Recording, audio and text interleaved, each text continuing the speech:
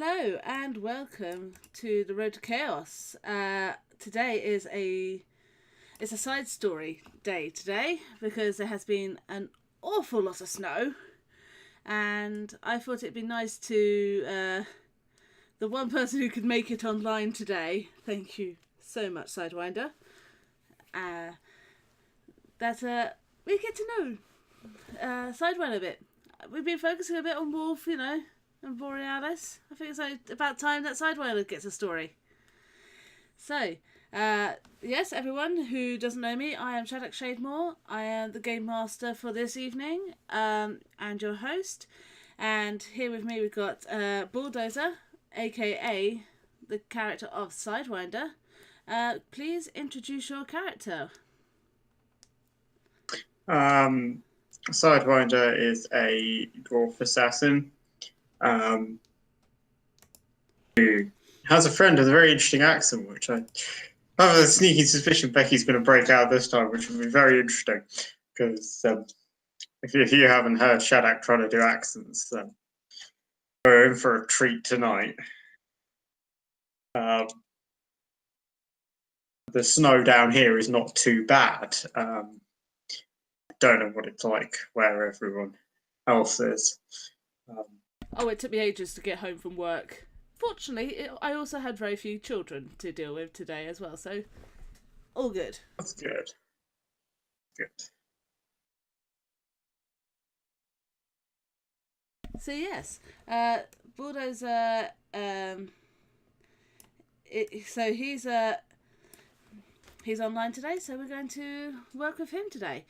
So whilst Wolf is awing over the mass amounts of explosives and fun little doodads that Kevin has brought on his sort of floating spirit, his magnificent entry. Sidewinder, you decided that, you know what, it might be sensible to actually scout out the building and get to know just what you've got to do, and get to know what's going on. How do you do this, and when do you do it? Well, now it's great because when I was talking to you earlier in the week offline, I had a plan of how to do that,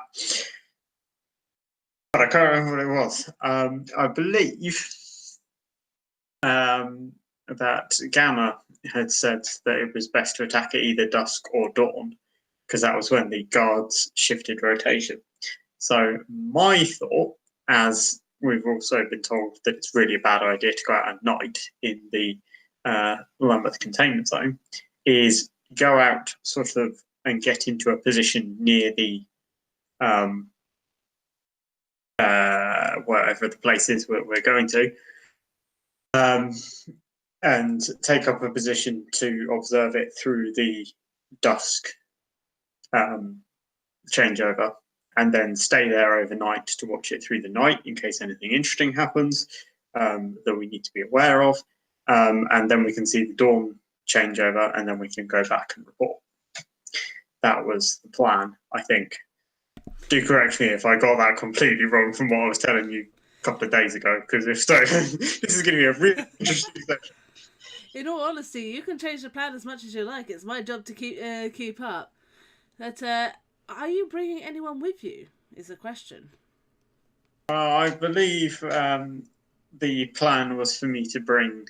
I can't remember what her name was now. Was it Mouse? The runner. The runner that Mouse. Taurus brought with him. Fair enough. Because for some reason, DJ decided, yeah, she'll go with you. So, okay. More the merrier. Why not? You don't have to. You can completely ignore Wolf. I could, but then I suppose 2 sets of eyes is better than 1. So that's fair enough. So, what time would you say you'd leave, approximately? This is an interesting one. What time, A, does it get dark, and B, does the curfew start? So the curfew starts around 11 o'clock. Okay. And also, it gets dark around sort of 10ish at the moment. Okay. Like when it's actually dark. Gamma suggested going a little bit earlier due to wanting to find a good position without being compromised by potentially not seeing hazards such as other people. Okay. And what time, presumably Gamma will know this from having advised us to attack it, when the guard changeovers are, what time sort of do the guards change over? Is that kind of like 10, 11 o'clock, or is that earlier? It seems that they tend to change an hour before the curfew, so it tends to change around 10ish. Okay, in that case, we will aim to be in position ready by 9. And I don't know how close the school is to the hospital to work out what time we need to leave. So the hospital's still in the same sort of zone. It wouldn't be too difficult to get across to it, in theory. This is it's the Lambeth containment zone. You can't take anything for granted. But what you know, it's the school. It's in the what used to be the University Hospital of Lewisham, which has somewhat fallen into disrepair since the incredible amount of terribleness that happened to cause the Lambeth containment zone. Okay. But there is buildings, old college campus type things. There's good fields, sort of around.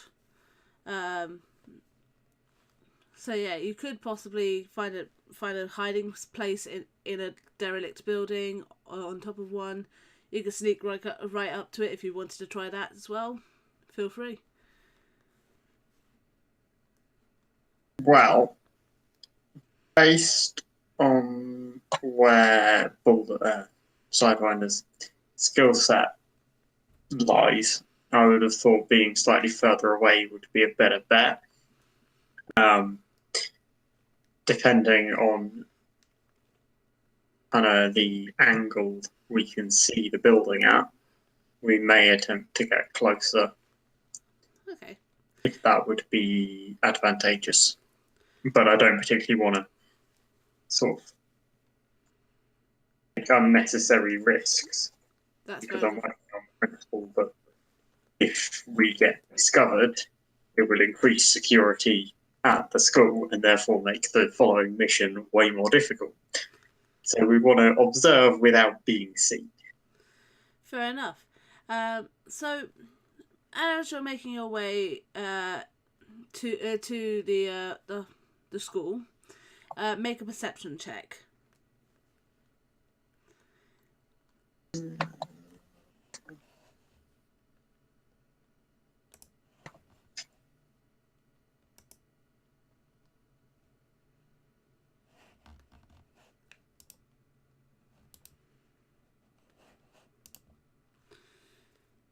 Okay, so as you're walking through the streets, there is an awful. Gamma was not joking when she said there was an awful lot of homeless and general vagabonds around this area. There are just people rushing about. At one point, you see a young only half dressed young lady chasing a young man across the street with what looks like to be a Molotov cocktail. And but you make your way, and you with that perception check you manage to sort of spot the potential dangers of some of the whiz gang, and well, you presume it's a whiz gang or somebody who wishes to be in a whiz gang. And you make your way to the hospital. So what you see when you get there, as Gamma described, there's a few old dormitories in large flats that are fairly close by. There's some sort of open fieldy bits with a small river that runs through them. There are some old derelict burnout houses, and the area is quiet. There doesn't seem to be many people about. When you start getting a bit closer, though, you can see there's two guys by a fence. You suspect that even if they don't wear their uniform, you suspect they may be guarding the place. Okay, well, we will give them a wide berth and make sure we're not seen, and take up a position in one of the kind of empty or burnt out buildings, sort of across from the school. Good plan. So you make your way up. There's a few people in some of the lower rooms that are milling about, falling asleep in a corner. One guy is quite blatantly high on bliss. You ignore them. You push past the one guy who's like so drunk that he can barely even speak to you. You should try some of this, man. You push past him. You go, nah, no thanks. Mouse is sort of scurrying her way up behind you, seemingly uncomfortable with the position that she's in. You feel that she perhaps wasn't quite expecting it to be this bad. But you make your way to the top, or do you go right to the top, or do you pick like a middle one? How tall is the building we're in, and how many levels is the school? The school is 2 levels. Okay. The building you're in is 4. Okay. If we go up to the 3rd level of the building, unless there are people there, in which case we'll go up to the roof. The people seem to be on the 1st and 2nd floor. The top floor anyway has partially a roof missing, so most people do not go there. But yeah, you do go up there. There's an old cracked window, which there's bits of glass just sort of along the edges. Somebody's obviously thrown a stone through this, either into the building or out of the building. You can't tell at this point. There's graffiti that just lines the walls. Mouse sort of settles down in the next door window, sort of try to peer around the corner, looking to you for instruction. Okay. I'm going to set my sniper rifle up. Not sticking out of the window, because that's a rookie mistake. Just back from the window, looking out the window. And I'm going to take a look through the scope and see what I can see. Make a perception check, +2 because you're using a scope. Oh, that's so generous of you. Well, you also know what you're doing with your scope, so that's +2. Okay. That was disappointing. Yeah. It's a bit of an awkward angle, because the stand that you've got is more for like shooting across rather than downwards, and you're trying not to sort of stick the muzzle of the gun out the window. But what you can see about the school is, well, it looks really old. It looks like it's been around for a very long time. The windows seem to have been boarded up with congregated iron sheeting. There's vines climbing up the wall. There's the 2 guards that you saw previously at the door. They seem to be trying to look as inconspicuous as possible whilst being threatening at the same time. Kind of like 2 gangers trying to keep out the way. You can see a couple of other guys milling around on the inside of the courtyard.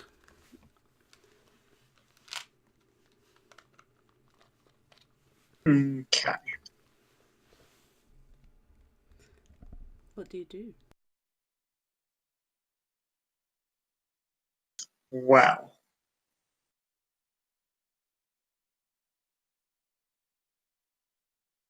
I will turn to Mouse and say, "Can you see anything?" She looks out the window and she's... Hang on, no, I can't. I haven't rolled my perception test yet. Give me a minute. But you haven't rolled your perception test. No, Mouse. Oh, don't worry. Sorry, joke. I'll stop trying to be a smart ass. It's fine. Carry on. No, it's okay. You know me. It takes a while for me to get a joke. I tried to post a joke the other day, like a time traveling joke, but you guys didn't like it, so I didn't post it. Watch that face. Mouse sort of strains around the window, being that she's not looking down a scope and she can actually sort of put her head out the window.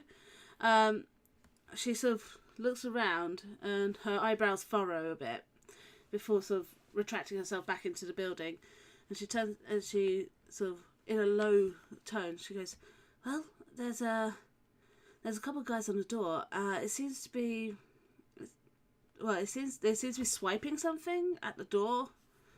And I can see like there's this. Well, I think it's a roll door. Like there's ones you use for like this, like a storage zone. It's just on like this far side. Yeah, that's what I can see. She obviously sees everything else that you have seen as well about the building. You rolled higher on a perception test than I did then. Okay. It's my dice, mate. It's my dice. My dice are good. Not using roll20. Roll worse. It's good. But then I'd also roll worse for your NPC friends as well. I suppose. Okay, so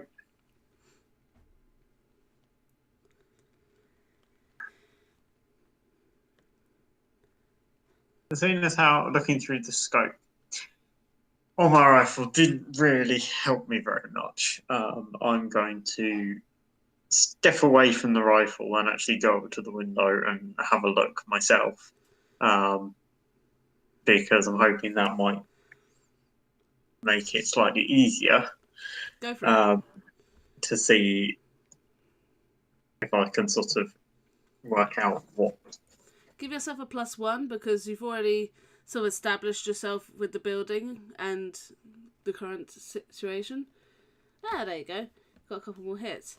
So you do see exactly what Mouse sees because she sort of subtly pointed them out. And you kind of... Well, you can definitely see that's indeed that is a roll door for a small van or a medium van to go into. Do you also see so that you see a bird flying along, and it sits on the windowsill of one of these boarded up windows, except the boarded up windows shouldn't have windowsills because the corrugated iron is across that bit. Yet there is this bird sitting on an imaginary ledge.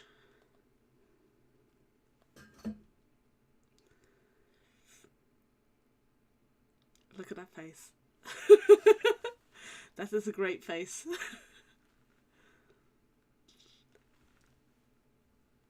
I don't like this. I really don't like this. So that thing that you said the guards were like swiping something. What can I see that? What's that all about? Yeah. So you see the guards. They are when they go up to the door, they sort of brush away some vines, and you suspect they're swiping a key card. Okay, but they're not going through the door or anything. That's... One man sort of comes out. They sort of have a brief discussion about something. You're not entirely sure. Before walking back in again. Okay. It seems to be a lock-in and lock-out system. Right. Okay, so... And how long do you want to stay in this position for? Well... Because then you can do a cumulative perception checks for each hour that you want to stay there.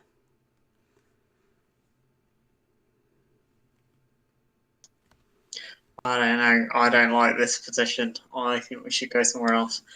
You're welcome to do that too. Can we move around to a different building without... I take it, can we leave the building we're in without sort of being seen from the school? Your character is a veteran Shadowrunner, and you're sensible enough not to choose the front door. You came in the back door. You leave by the back door. Okay, that's fine then. Okay, I vote we move to a different building. I don't know why I'm saying I vote, because I'm the only one here, so we're going to do it. Okay, we can do that. Where should we go? Pipes up Mouse. As she sort of brushes a creepy guy's hand off her shoulder. As you're walking out. All right, okay. I was going to say I turn around and shoot the creepy guy because I don't know where the hell he's come from. I don't like this. What happens when two GMs play Shadowrun together? Okay, so if we go into... I think we need to find a building that doesn't have any people in it. That's fair. You could go for one of the ones that looks recently burned out. As in, recently, probably... As in, it's still burning. As in, probably yesterday it had a fire in it of some sort. Or you could go for the slightly closer option of the dormitories. You know that by your own Shadowrunning knowledge that both have their pros and cons.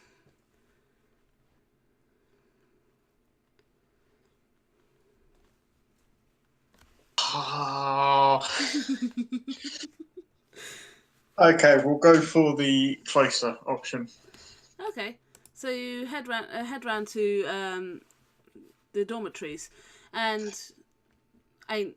due to their proximity to what seems to the average person a gangland, it is derelict, and it is very clearly derelict. In fact, everything has been stripped out of here that wasn't nailed down to or striped or put to a wall. Even then, people have tried to remove the desk. Again, these are 4-story buildings, each with little sort of flat-like 4 or 5 bedrooms and a kitchen. Okay.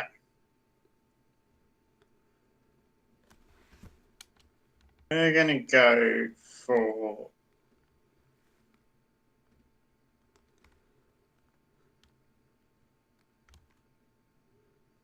Right, we'll go 3rd floor again. We'll go... Again, I'll set up the rifle kind of away from the window. I'll go to and I'll just take a surreptitious look out. Because I get the feeling that walking up to the window and what can I see might not be a very sensible idea. which I sort of think is possibly what we did in the last building, which is why I moved. Yeah. I Unfortunately, advised the mouse to stay away from the windows as well. Unfortunately, here there is actually windows. There is actually glass in like some of the windows. Most of them have had some sort of spray paint put over the top of them, or has had graffiti again plastered all over the walls, as you usually find in this area. Mouse sort of, it's only one window in this particular area, so Mouth is sort of sticking to one corner of the room. Make a perception check to find out what you can see. Yeah. As you look out the window. There we go. There's the radar vision we were looking for. And he's back. So yeah, so it's been like a good hour or so since you last sort of stealthed out the building, and you wait a while. You start sort of really trying to focus on rotation, and you notice the guards change right on the dot of 10 o'clock, as Gamma had previously noted. Efficient, if nothing else. So what happens at the changing of the guard, so to speak, is the ones on the inner door, they swipe their keys, two men step out, and then the two other men go inside. The door remains open, and another two men come out of that door, walking through to the two guys on the gate, and the two guys on the gate making their way off down the street, probably home, hopefully home. So yeah, what you also notice is that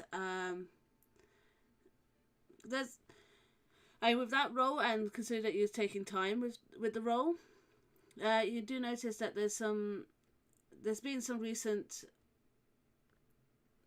fixing of the fence. So there's one bit of fence which seems to have double fencing on it, just over a particular hole. It also looks like there's a bit of ripped cloth on that fence bit which you spotted, because you spotted the difference in the fence whilst looking for ways in. And you do notice there is distinct scrape marks and what looks like to be drag marks across the dust of this compound. And you do notice there's tyre marks on it near the what seems to be the entrance for vans as well. Okay. If you're looking for something specific, you can ask.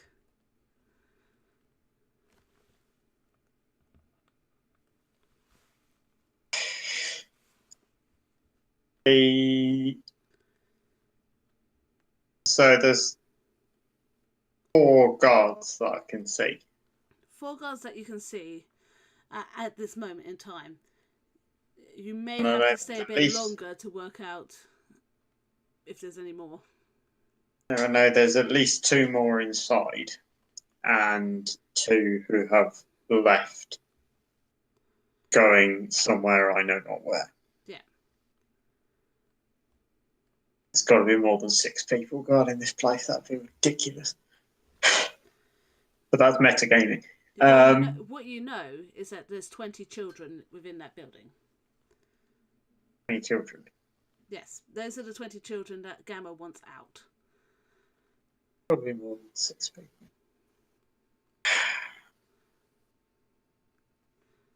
The windows with their ledges, windowsills that are not there, they're all very confusing. Is there any way I can determine whether that's like an illusion or a hologram or... And, Just my eyes playing tricks on me, or well, you're not magically inclined, if I remember correctly.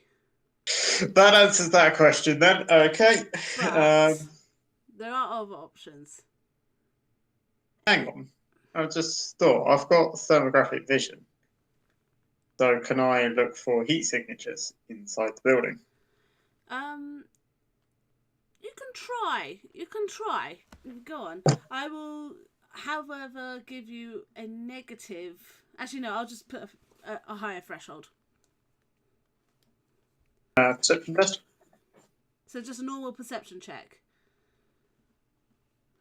Okay, so you get 2 hits. You know that thermographic vision through solid walls is quite difficult. 1 second, guys. This is why you need to support us as a group. You know, we can't make this our job. So yes, as Bulldozer is looking down into the compound, Mouse is a fairly short. She's got this curling red hair, quite cute looking, very early 20s, and wears a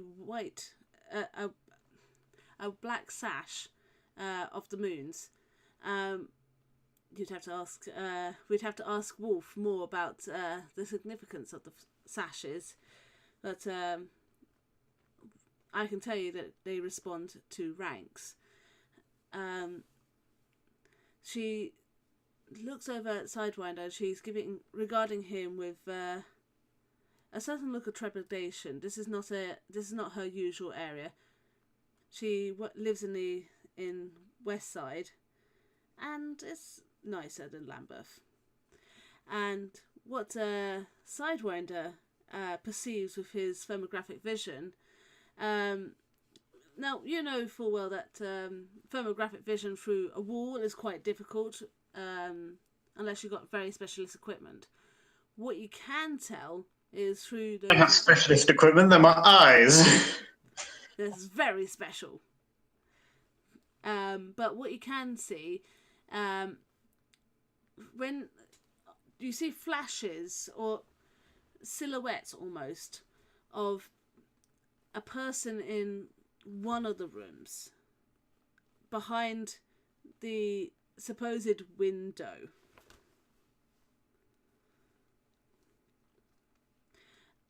And you spot on the other side of the building,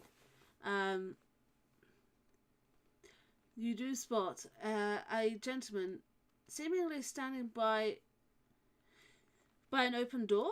There seems to be like a little balcony area, and there seems to be a figure there, looking sort of leaning against that doorway.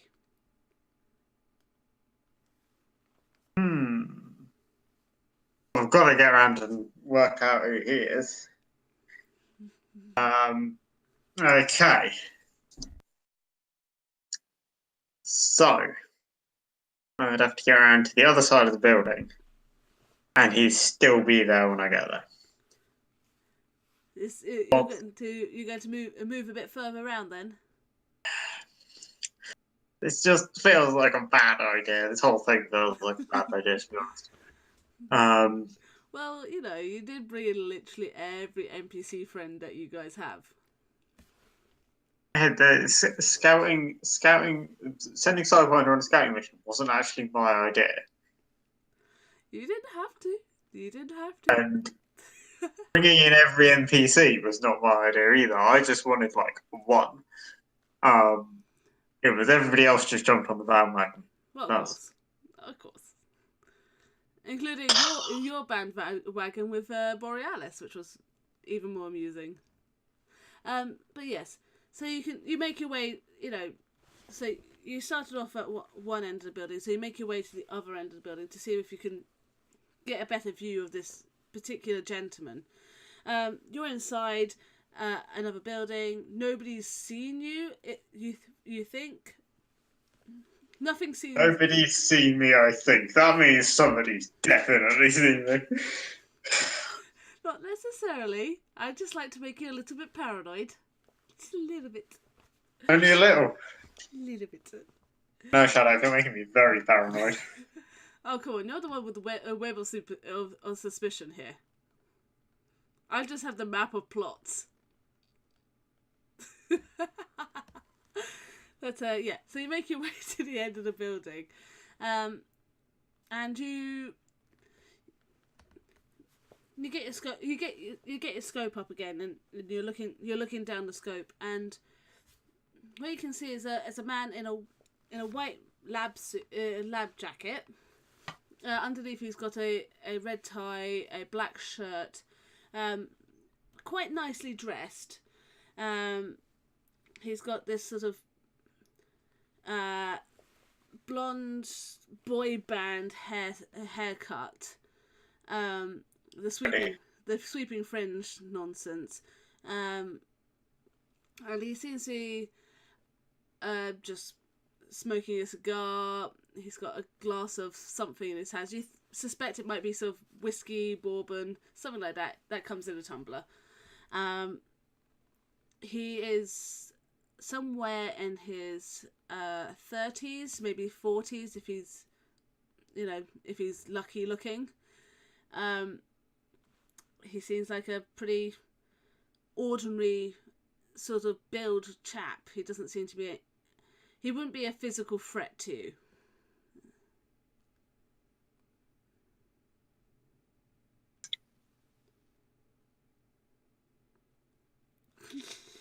I'm going to turn to Mouse because in character I don't actually know anything about her at all. And say, I don't suppose you have any kind of magical abilities, do you? You're really handy with that now. Well, I can perceive things. I can perceive the astral plane. Fantastic. Right, come over here. Have a look at that man. Is he a wizard? She goes over to the window, keeping a low posture, following your lead. And as she, I'm just short. that does help, but you're also not being completely obvious about your presence. So, she's a fairly short human being. But as she looks around the building side, she sort of carefully studies the man, seemingly trying to seek any trace of magic from him. She also glances over the building, once over, before recoiling back from the window and going to. He doesn't seem to be magical. The windows are. Well, there seems to be an illusion on them, but not him. Yeah. Someone's magical, but I'm not sure who. I can't see their signature. Okay. So I'm just trying to word this out because I'm not sure entirely in terms of perceiving on the astral realm compared to perceiving on the ordinary realm. Yeah. Not 100% on how it works. If I gave my sniper rifle to Mouse, would she be able to look through that at the windows and actually see through them? Because she can she see through the illusion, or can she just see there is an illusion there and it is an illusion? She can see that there is an illusion there. So the astral plane, to you and the audience who may not know what it looks like in Shadowrun, it's a bit like seeing UV.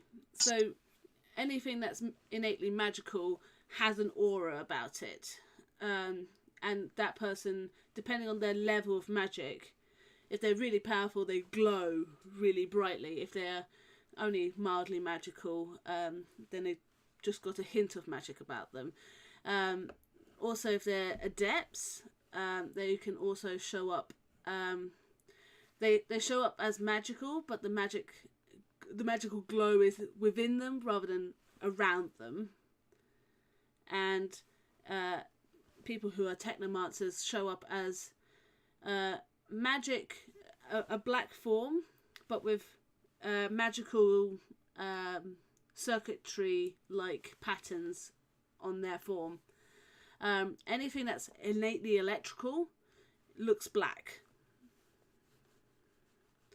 So that's how she's perceiving. She's perceiving that there's a glow about the windows,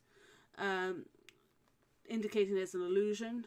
She cannot see any glow around this particular individual. Okay. Can she see any electrical signatures, which may be drones or that kind of thing? So she takes another look again. You know what? I'm gonna roll her perception. Oh man, the GM's rolling dice. This is going to be bad. So she looks and she can see the keycard the keycard scanner. She can see, the guns, and she can see that one of the guys has he seems to have a darker aura about him is what she perceives about him. She specifies it's not a glowing aura, but he seems to be darker in his essence. She cannot see any major black dots around the place.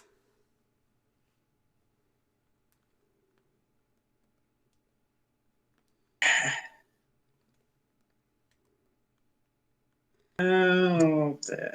So I'm just looking at this map that you sent us last time of the school. In terms of whereabouts am I looking at it? Which direction am I looking at it from? So you are. This is when I need to get another Discord app up so that I can also look at the map so that I can help you out a bit more.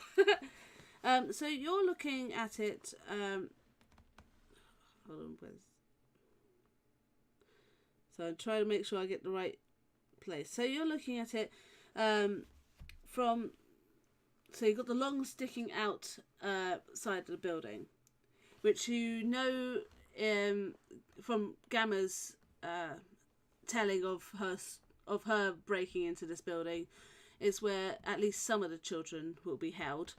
But you're much further west of that, where there's a little gap in the building. So you're on the west side of that building, looking in from the south. Okay. So I'm kind of looking at the room that's labelled a science lab room, even though I don't know that's what it's called. There. Yeah. You're about there. About where? Sorry, I wasn't looking. See, usefulness of having a phone that can show maps. So you're about here. Right, okay. Looking into that light section there. Okay. And you can see there's a little sort of a lip to it, and that seems to be like a balcony area. Right, okay. Are all the windows... I'm guessing all the windows that we've seen so far have had this illusion on them. Yes. And from what you saw when you were around the west side and looking a little bit more north, you realise that probably most of the windows are on the south side of the building. Okay. So, we've got... all the windows are illusions, which means theoretically we could try going in through a window. We know Gamma's done that in the past.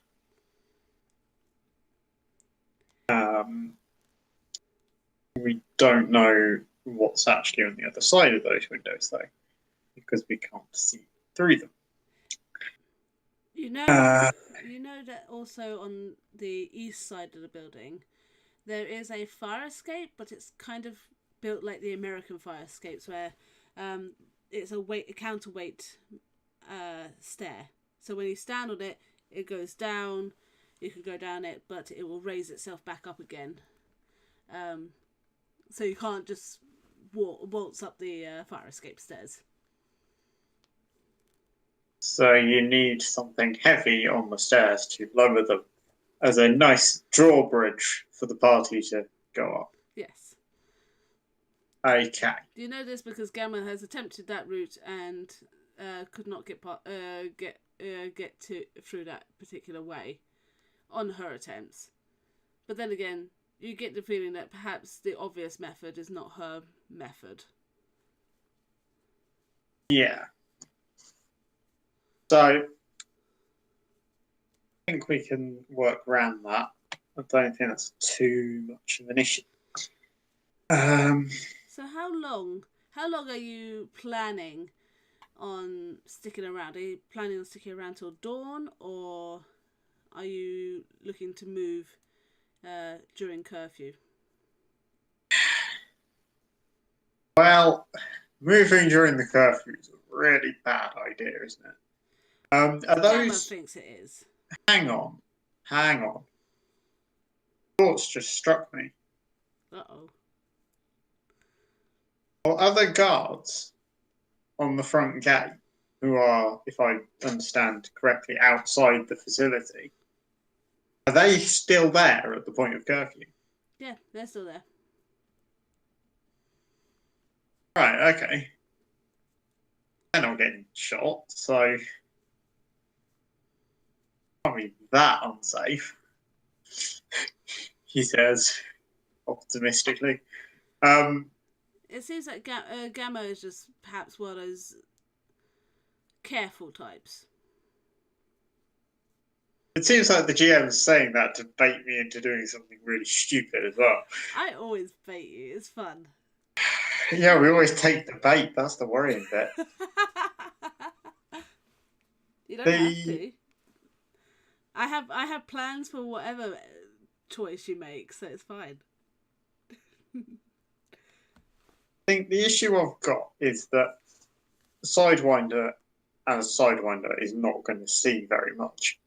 Metagaming, I have a lot of theories about what is there and what we're likely to come across, and I have an idea of what I would like to do in order to get a better idea of what we're going to be dealing with. However, I think that's a very silly thing to do because, considering the fact that at last count we were going to try and attack this place tomorrow, I think because ideally I want to cause a disturbance outside to draw security out to get an idea of how they respond to a threat.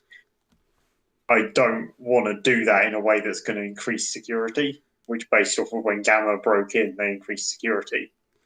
I'm like, I don't want to increase security and make it more difficult for us, but I want to see how they would react. As I say, how long are you going to wait around?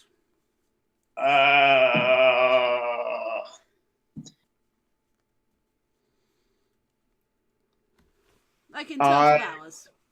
In terms of hours, I think we will wait in the building we're in for maybe a couple of hours after curfew. Fair enough. Wait and see. Oh, God. Make 2 perception checks for each hour that you're waiting there. Because you're also, you're observing, you're waiting. I will make 2 more for Mouse, assuming you allow her to look out the window. Yeah, I might as well, because if she can perceive on the astral plane, that's going to be more helpful than me just sitting there. It's like, no, step aside. I shall do all the observing, even though I can't see anything. See, proverbial radar. Yes, definitely proverbial radar. So she's looking, but you've told her to look on the astral plane a bit more to see what she can see. She's sort of trying to concentrate on that particular thing, but she can't see anything more than what she's already seeing. However, you, on the other hand, being, just extremely observant as you have to be as a Shadowrunner. About an hour in, a van turns up. There is significant checks, and there seems to be a box which the driver puts a finger on, and that seems to check something. You're not sure what, but it seems to check something. The guy goes through, and he goes straight into the shutter doors. 4 guys come out to meet the van and walk the van, escort the van into the building.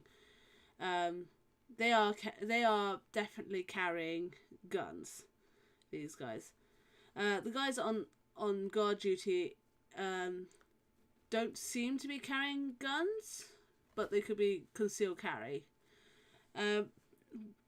Within your second hour, though, so this is now about midnight, you do notice that the guys do seem to switch around a bit. So another set of guys come out, switch with the guys, they go back in, but they all go back into the building rather than any of them leaving the building.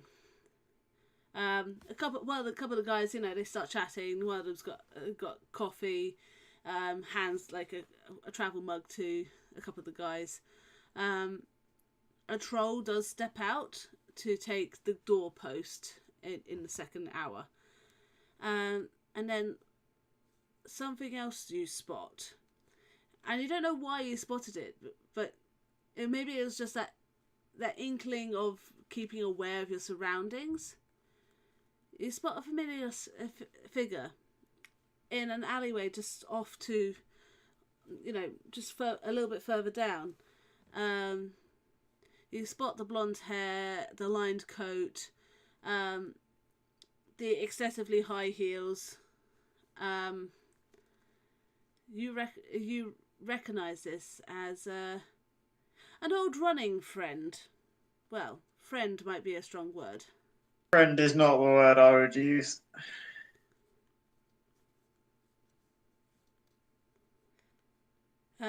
She makes her way down the alleyway and waits there. Now, with your first roll and your second roll combined, you can tell that she is very, very aware of of her surroundings at this point in time, as she seems to be sort of checking around. One hand sort of across her line coat, the other one holding onto a gun.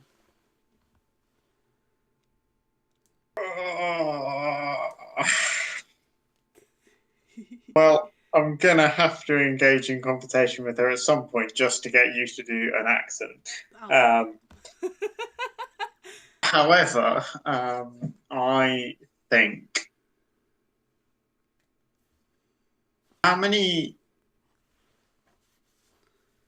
windows are there in the room that myself and Mouse and I are in? So you know that in each of the bedrooms there's one window. Okay. The kitchen has 2, but that's slightly further back.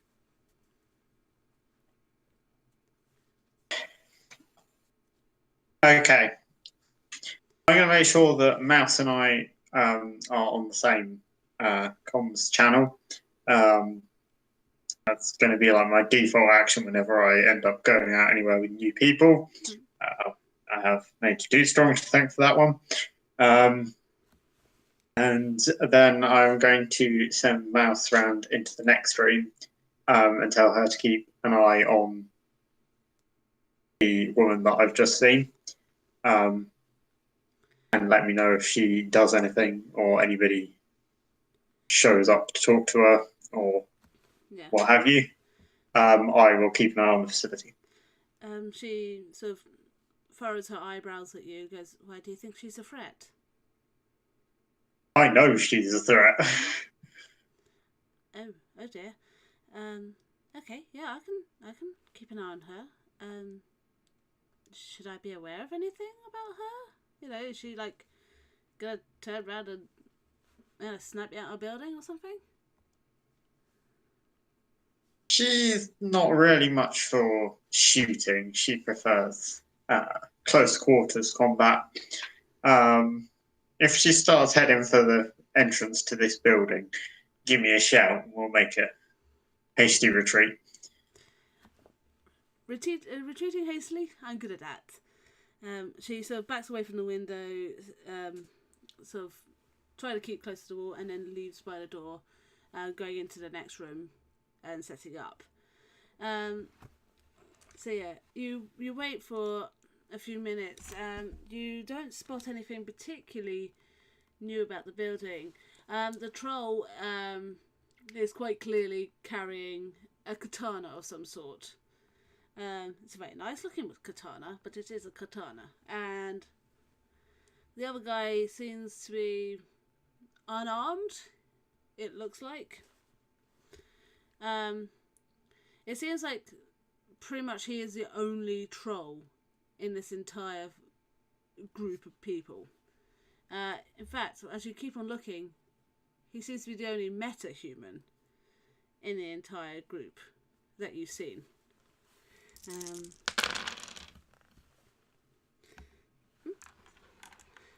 So over your comms, you hear there seems to be someone going to see her, or following her, or somebody's going towards her.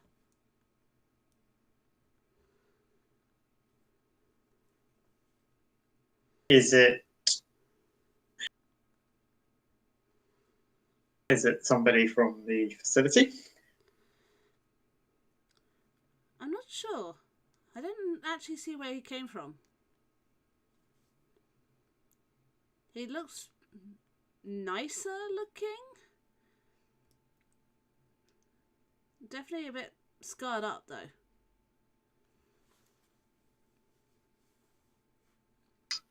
A little bit magical.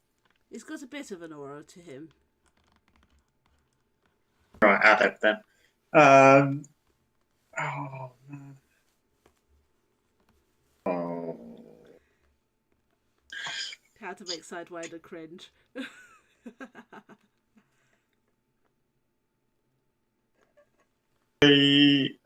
No, it's fair. It's fair. I did nearly kill off your character in my campaign, so you're getting your own back. That's fair enough. I'll take it. To us, I was going to Okay. get my own back, whether it was through her or through another method. Other method? Oh no, there is another method. No, I'd rather this. Okay. I will. Well, I know she can take care of herself. So I will say, okay, just keep me posted, and I'll focus on the mission. Mission comes first. Okay, well, again about it seems to be the normal sort of nothing seems to happen. After about half an hour, the same van moves out. The same formation of four come out and escort the van out of the building. Okay, as the van's leaving, can I see anything of the bit it was in as the shutter is open? No, because it's on the other side of the building. You know it's leaving because you can see the van coming. Oh, right, okay. But so I just see the van drive around the building. I don't actually see where it came out of. No, because it's at the north side of the building. Should have moved.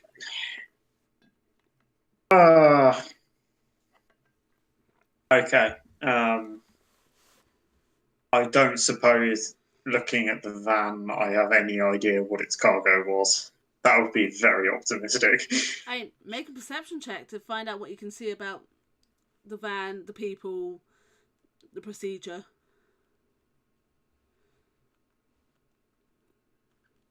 Okay, so it's a medium van. It's quite clearly armored in some ways.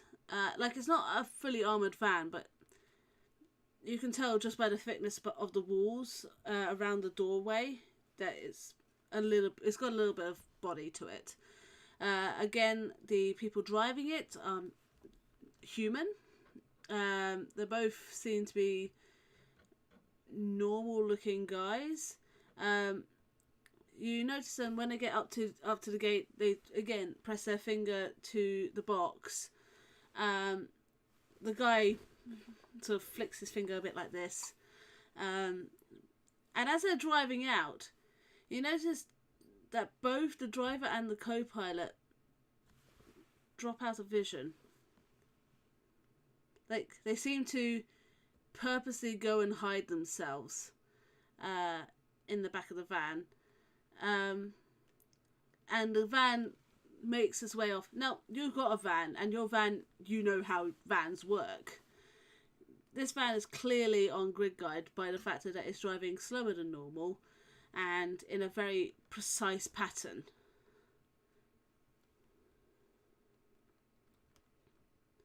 But no, you can't tell what was in that van.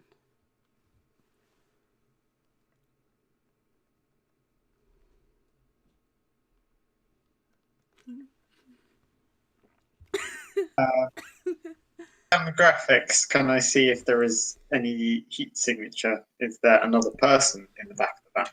Because it's just occurred to me that it may not have been dropping off, it may have been collecting. There's residual heat on the van, but there's no heat signature in the van. In fact, the weirdest part is it's a lot colder than it ought to be. Oh, this van's shifty as hell. The whole thing is shifty.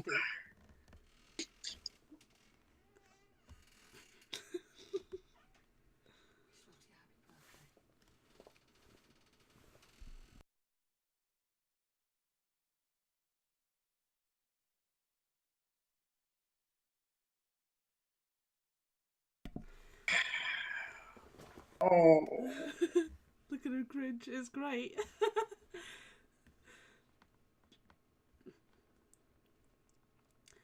The funny part is, I know that Bulldozer is plotting all of the threads. He's weaving this great big tapestry, trying to work out what my plot mat looks like. He never showed me the one from his campaign. I'm still curious. At the moment, I'm just trying to work out if this van is significant or not, because part of me wants to go chase after that and see what's going on with that, because it's really shifty. Part of me thinks that's not the mission. Focus on the mission, observe the facility. But then the other part of me thinks, well, it might be useful. It might be a way in for us. You know what? I'm gonna be.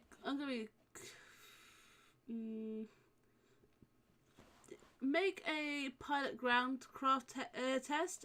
It's not quite the skill I'm looking for, but it will do.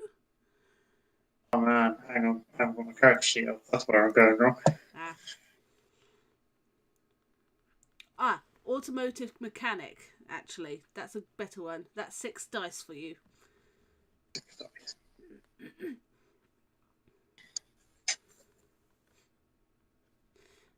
It's a refrigerated van. That's why it's thicker. That's why it's colder. So whatever the contents was needed to be refrigerated. Most likely food. Food tends to be in those sort of vans. Although at worst it could be drugs. It could be dead people for you know. Basically things that they don't want going off. Hang on, so it's a refrigerated truck and the drivers have gone into the back of it. They seem to have disappeared from view, at least for a little bit. You can't really tell, like you can because you've got thermographic vision and you're specifically looking at the van that you can tell that they are there. But it seems that they have purposely put on thermo dampening on themselves as they've passed through into the other side. They're trying to remain undetected to something. Perhaps they're trying to remain undetected to the dwarf sniper sitting in the building opposite the facility. That's all the curfew. Ah, yeah. That's a good point. Presumably, the military, is it, that enforce the curfew? Presumably, the military aren't going to really care that much about autonomous vehicles because they're normal. Oh, that's clever. Okay, so the van's shifty, but I'm not going to follow it because I think I've worked it out now. So he thinks he's worked it out. Oh, this is going to backfire so badly. Okay, so yeah, I will remain where I am watching the facility. Fair enough. So whilst you're watching this van, Mouse she's sort of talking over the comm. She's saying that she can't really see very clearly from her position, but she can tell that the guy who she spotted walking towards her position is very deliberately walking towards her position. And when he's turned into the same alley, she's turned around with a blade to face him, seemingly very on edge, and they seem to be conversing.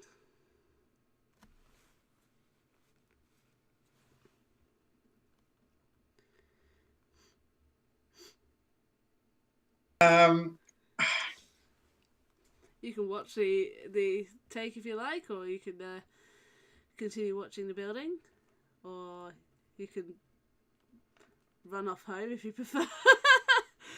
Run away. Screw it all, run away. The problem I've got is that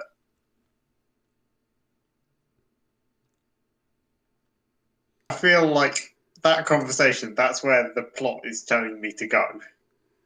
You don't have to take. You don't have to take the hook. You don't have to take it.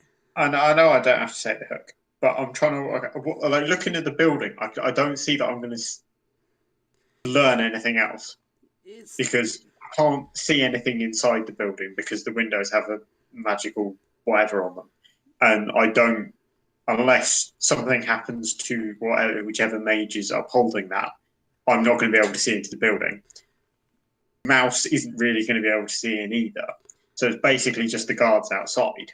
You can tell there's probably at least there's over 10 people just by the pure logic of the situation. You know that there's this guy who's just sort of sipping, having a whiskey, a cognac, a glass of rum full.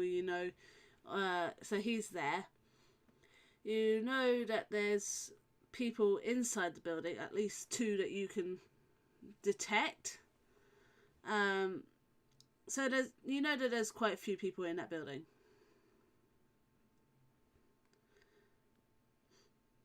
Okay.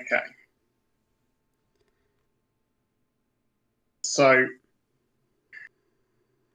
in that case, I am going to turn my attention to this exchange that's happening in this side alley, see what I can gather about that.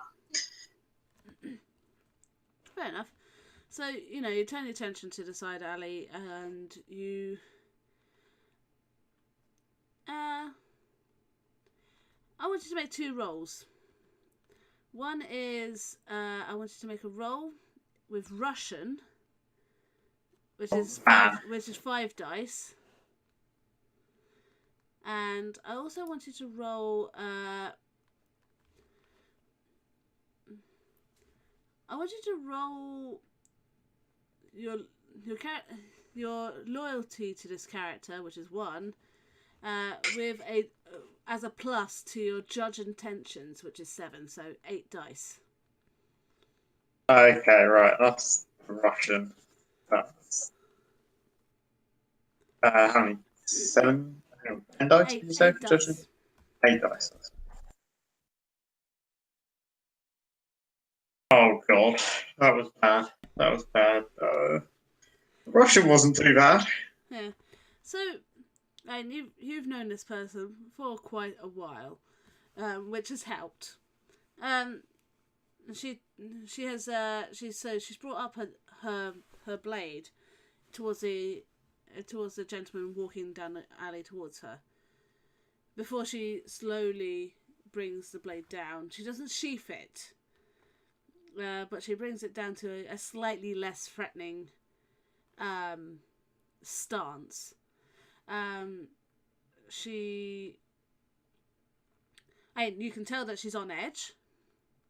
There's something odd about the way that she's standing, and she's sort of grasping around her stomach at her coat, as if she's trying to sort of keep her coat as close around her as possible. She's holding something in her other hand. So, in her hand, she's got a closed fist holding something. You can't quite tell yet because her body's sort of facing slightly away from you.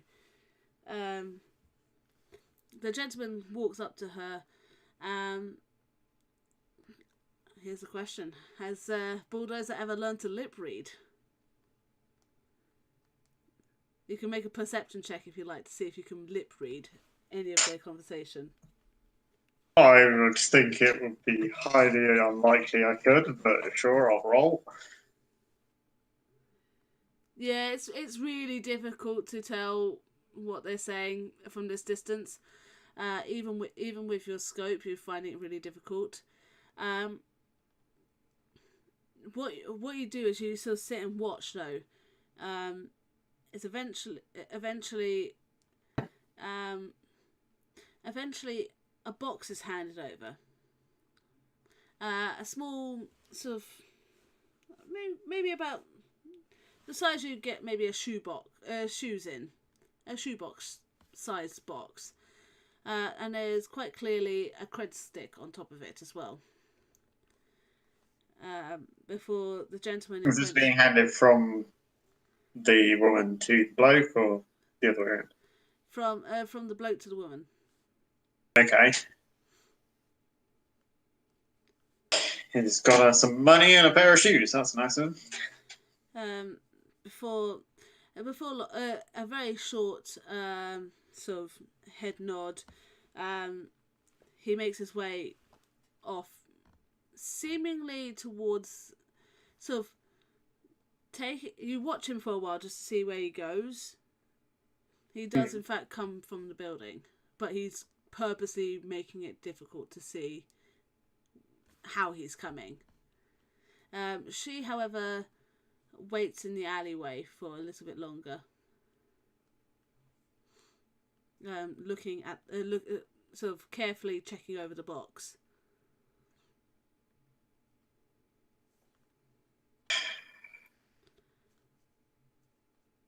And this is when I'm going to put my timer on. So that's okay.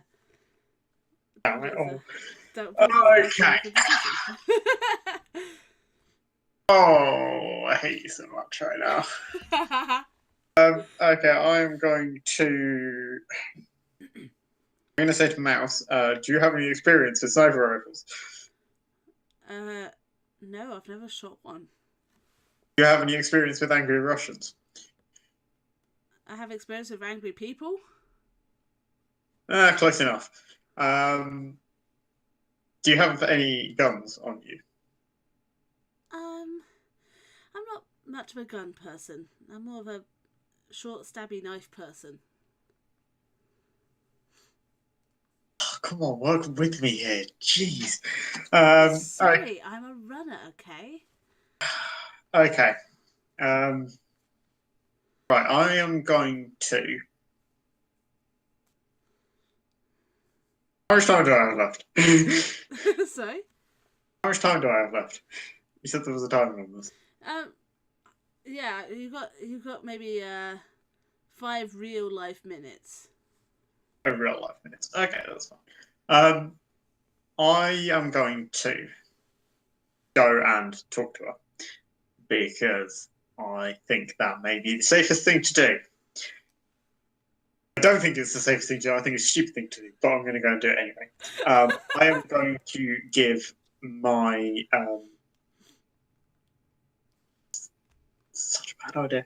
I'm going to give my sniper rifle to Mouse, and I'm going to show her the button for the laser sight. I'm going to say, right, you just wait here, keep an eye on her.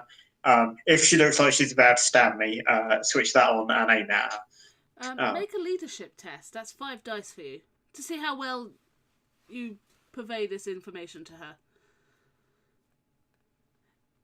I have to make use of this role. People underestimate leadership.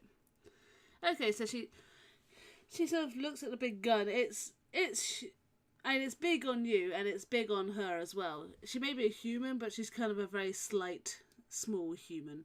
But she sort of puts her hand in front of the laser sight. She switches it on. She switches it off. She sort of puts the safety on as you've instructed, and she sort of tests how to use the gun without firing. She at least has some logical sense not to fire the weapon and let the laser go off. That's the dangerous end. That's the safe end. That bit aims out the window. Yeah. Should be fine. Okay. So she will get a +1 to attempting to shoot should she need to. Oh, this is going to go so badly wrong. Okay, I will make my way downstairs. Okay. Again, it's derelict. Nobody's come into the building. I will.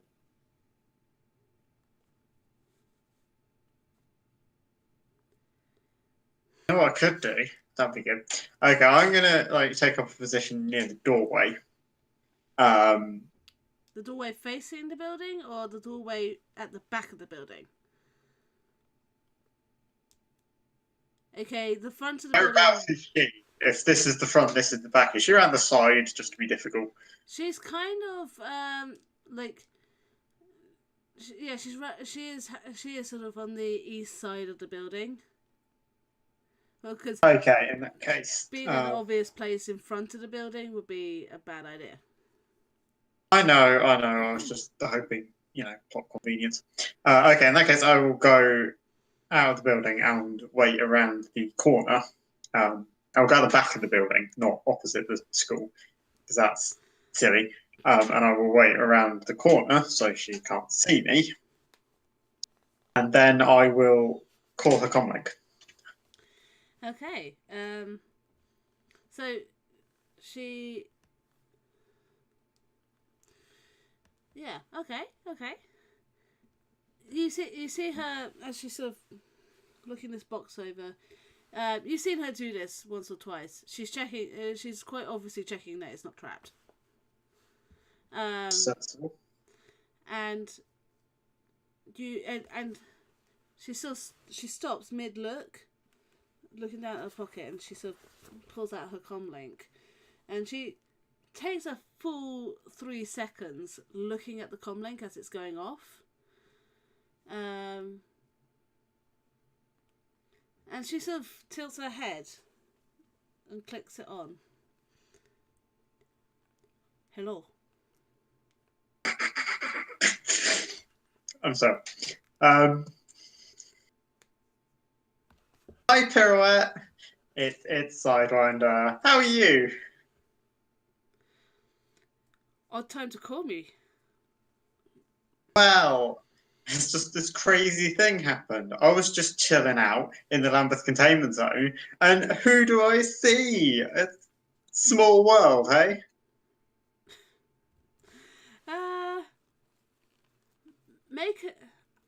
Make a con check? Because you weren't just clearly just hanging out in the Lambeth containment zone. And she's going to make a judge intentions roll on you. What's my con again? Your con is 6 dice.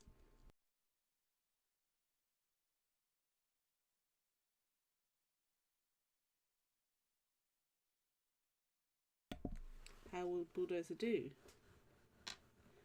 You rolled, yeah? Yeah. Okay. She starts looking around. She's obviously trying to work out where you are.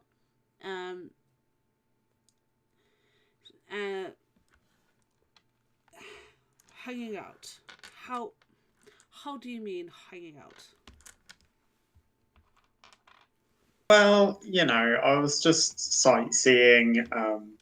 I heard it's not good to go out at night, so I was just chilling out, waiting for it to be day again. And then, like, who do I see rock up?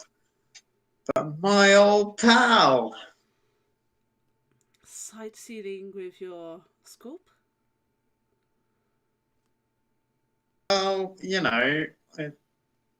it's cheaper than binoculars. Well, so why have you called?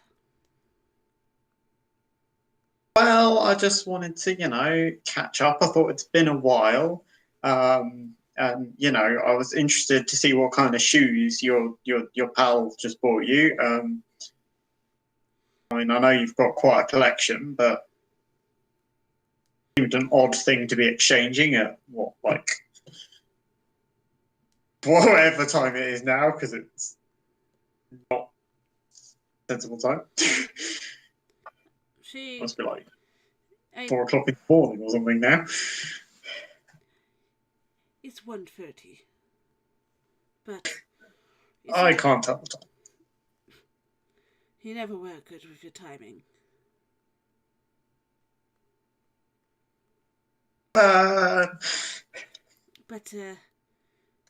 you should know, spying is a very bad habit of yours.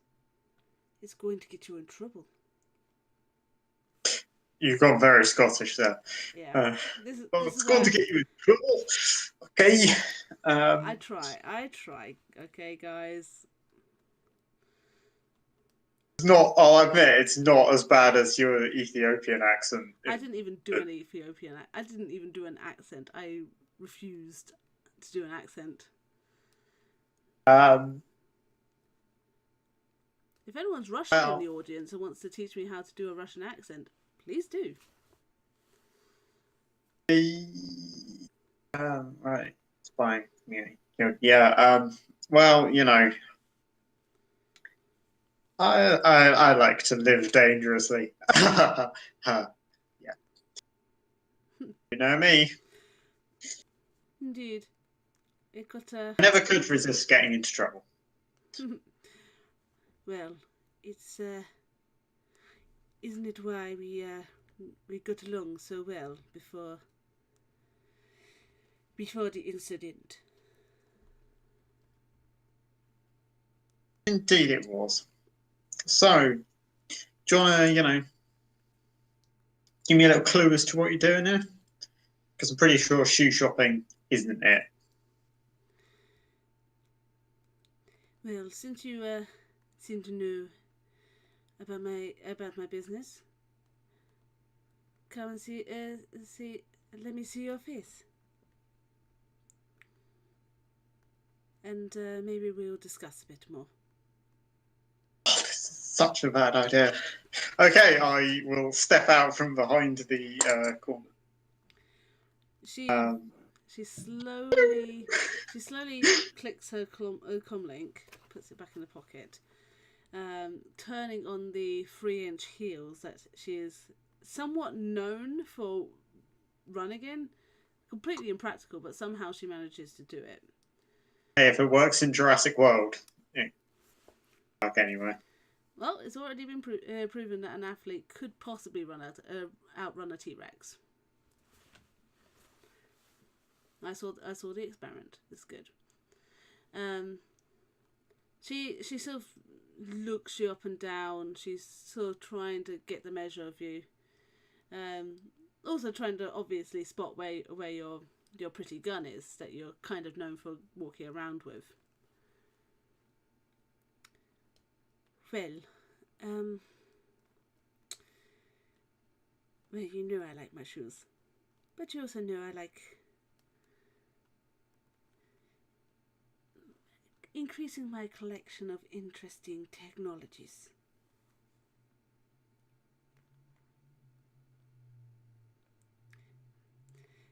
Just my friend decided to give me a sample of what he's been getting at. Interesting. Sample of what exactly?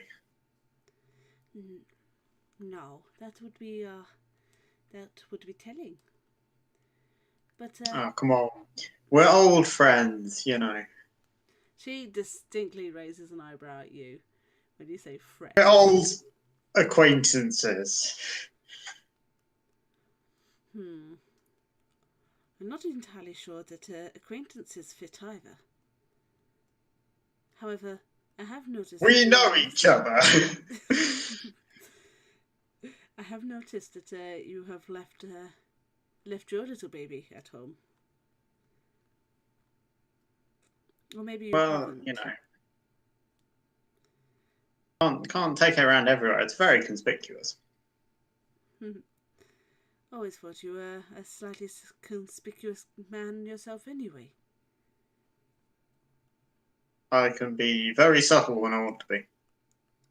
Well, it must be your stature. But she is going to Did try. she just make a dwarf joke? She did. She made a dwarf joke. I thought you were better than that. Well, you made fun of my shoes. She's gonna judge intentions on you to see whether you're lying that you actually left that gun at home.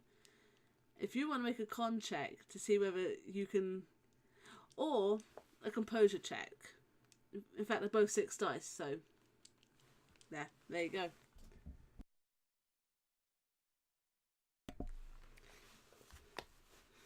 Unless you roll less ones than I do, you may be in luck.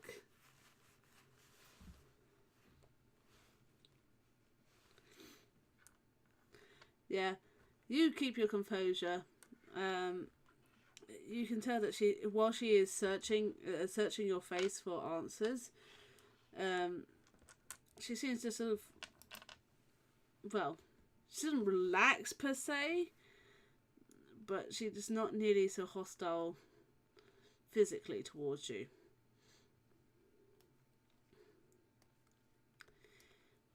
Well, at least you're still not trying to fulfill that contract now.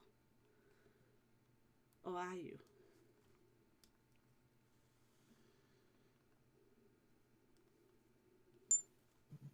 Well, I'm kind of hoping you're not either. But that's why I'm staying over the length of a sword away, just to be on the safe side. She, for the first time in this entire conversation, she cracks a smile, and she sort of laughs heartily, and then seems to regret it. Still holding her coat very much firmly around her, sort of going.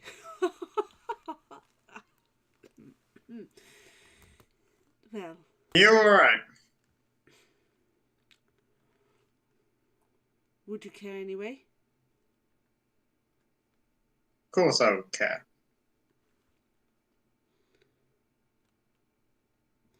She sort of doesn't know how to take that. Considering the history, she doesn't know how to take that. Considering the history, I don't know how to take that either. But there we go. I said it. I'll take it back now. It's canon.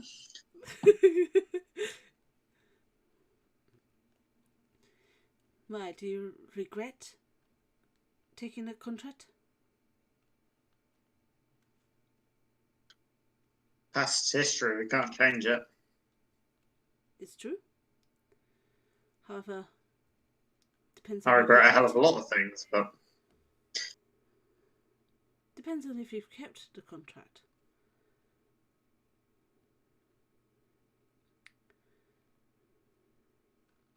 probably kicking around somewhere. But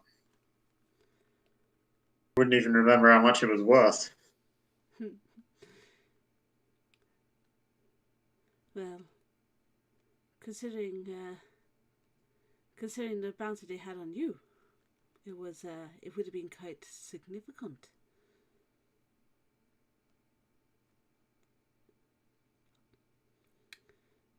Well, let's just say I'll only dig it out again if I'm really desperate. And I've got a hell of a long way to go before I'm that desperate. It's probably a wise thing. You're more of a faraway chap. I don't think that you would do so well if it was a close range. I thought we'd already proved I wouldn't. Indeed.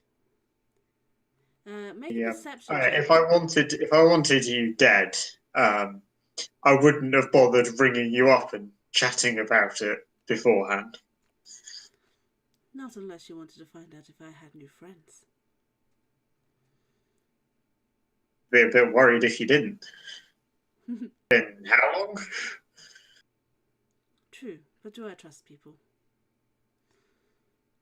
Well, if you're as sensible as I thought you were. Make a perception check if you want to find out, to see what you can see about her now that you're much closer up and you're not looking through a window across the street to work out other things. I think I see nothing. You see something. You didn't not see something. So, her stance is, it's a little off. And you've worked with this person quite a lot anyway, so you know a lot about how she is, per se. You know that she is in some way injured. You can also see in one of her in the hand that didn't have a sword. There's a chain with a tiny little spanner pendant. And what looks like to be some hair. She sort of shuffles her position. She closes the gap on her jacket and puts away her sword and the objects in her other hand before she sort of stands there with her arms crossed, looking at you. You're injured.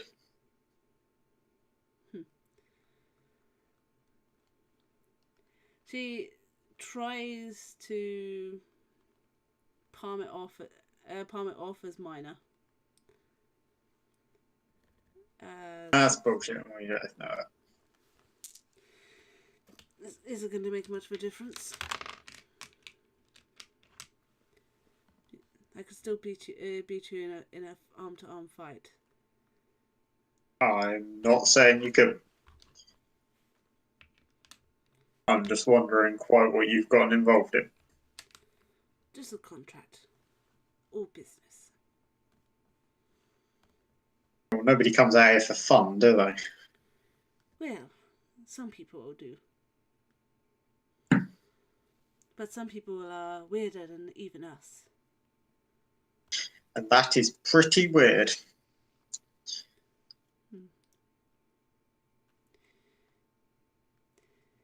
Very well. She sort of shuffles her coat, and she sort of lets it fall to her sides, and you can see quite a significant gash across her stomach area. It's been bound, but there's quite a significant amount of blood sort of seeping through the bandage. Before she pulls her coat across. And sort of rests her hand on the sword pommel. But she doesn't draw it, but she obviously is defensive in some way. Because she's just showing you that she's injured.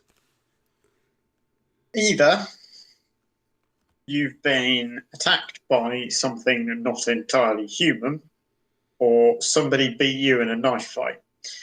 I know which one I'm thinking, but perhaps you can give me the correct answer. Why do you want to know?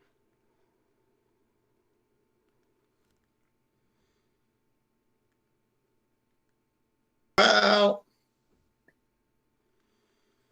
okay, I'll let you in on a secret. I lied about the sightseeing. No shit. Oh, damn, I really thought that was a convincing lie as well. Gonna have to work on that. I am also here on business, and I want to make sure that your business isn't going to intersect with my business. And based off the exchange I've just seen, I fear it may. Well, my business is concluded. So whatever you are doing here, it makes no difference to me. Not Interesting. anymore. So, Just a little bit of extermination. Well, she sort of searches around for the word. Being that English is actually her second language, not her first, she sort of thinks for it. Neutralization. neutralization. Anybody I know? Actually, good enough. I know that's a stupid question. Looks like you answered your own question there. No one I think you would know. No one mutual. Yeah. I didn't actually answer the question because, as I said, she doesn't know whether I know who I know. So, oh, okay. Uh, your friend, your shoe delivery man. Who's he? He seems interesting and relevant. Well, I wouldn't call him a friend if that's what you refer to him as. A Mr. Johnson, you may say. Ah, I see. Yeah, okay. Makes sense. Well, what do you want to know about him? Well,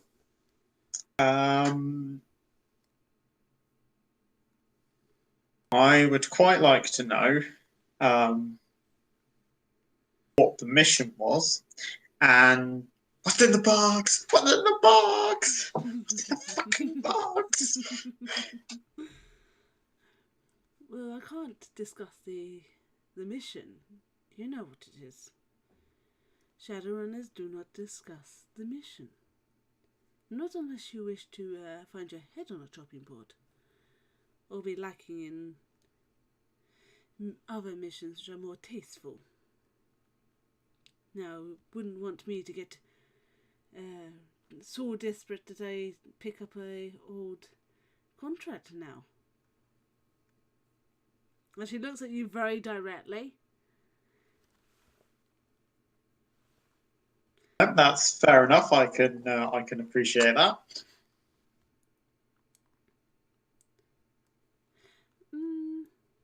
Make a negotiation check. At 4. For negotiation really is not my strong suit. That's all right. Neither is This hers. is why the party needs a face. So they can accompany me on this sort of scenario and do this stuff for me. Oh, dear lord. I'm not getting anything out of her. Yeah, that was a critical fail. That one as well. Oh. You were doing so well. So you're sort of trying to find the most eloquent way to put it. You're trying to make her reveal things about a contract that she has signed, which you know full well by these contracts it's your assets, your body, your soul, all this jazz is forfeit.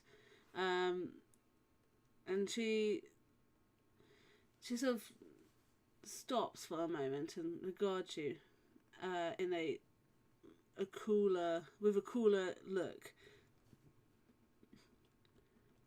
You're trying to. Are you going in there to do an assassination job as well? Is he your target?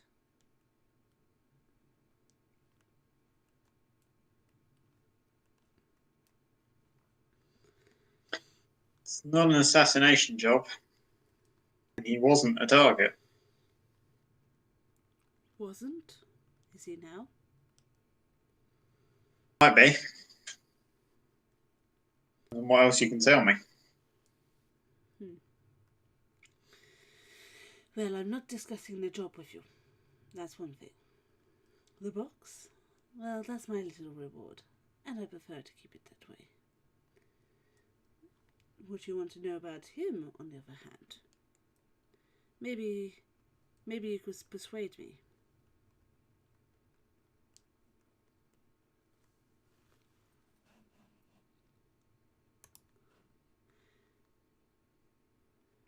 Maybe I could. Okay.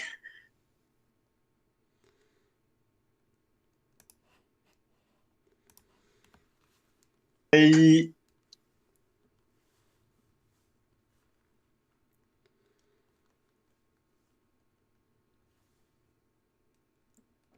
She sort of is looking at you with that sort of plotting grin of hers. I'm not going to let her cash in that contract. That's just stupid. No, I was like, well, I'm not going to let you cash in the contract. Well, you seem to be more pleasant than you used to be. So, maybe not tonight. But maybe you could, maybe we could exchange information. Seems like a fair deal.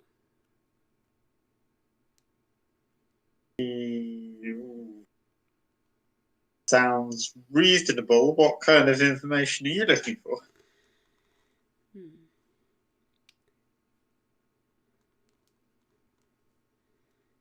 There's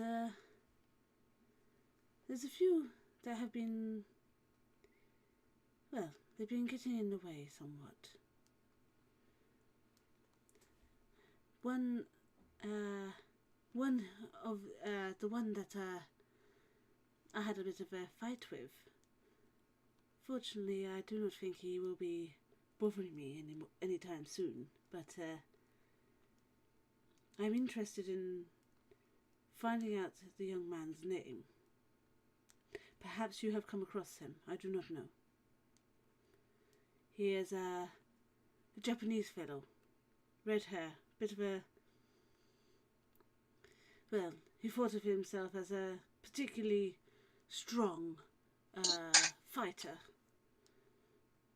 Very impressive blade. Very impressive dragon. Oh, very fancy. He seemed particularly distressed when I took his little neck chain off him. Perhaps you know his name. So that if I should ever need to deal with him again, I can deal with him. Or if you do not know him, I'm sure there are other people I can possibly ask about. Or you could just simply give me money. Money's always good. Or an overcook, if you get any scores.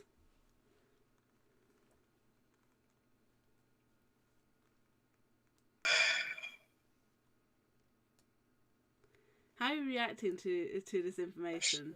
What have you done, more? Okay. You say that in character. No, because oh.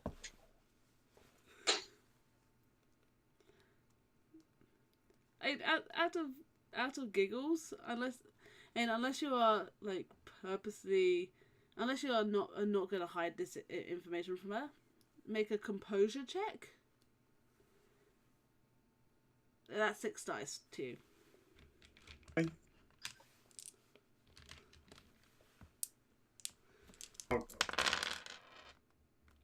You are damn lucky today. So you get the impression that she sees that you're uncomfortable, but she sort of palms it. She seems to palm it off because she was watching your expression as she was talking. Fortunately, you kept your face straight enough. Fortunately, my character just did not mug quite as much of the camera as I did. Okay.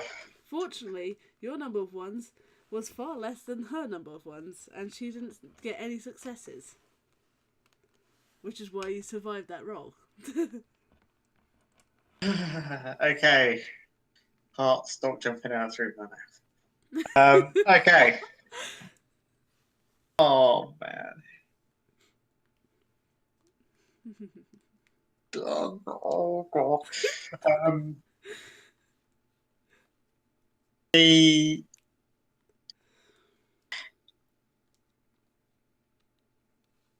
I don't think I know the gentleman you're describing. I can put some feelers out if you want and keep you posted. Did you manage to get in I take it you managed to get in some strikes back. Well, of How course. you let that go unopposed? Well, I thought I'd let the little mite get his first blow first. But let's just say he's going to need some severe looking after, assuming he doesn't die of I don't know, disease, getting eaten by a ghoul. You know, anything could happen around here in the night. She almost says this with some dramatic flair, trying to sort of big up the fight a little bit.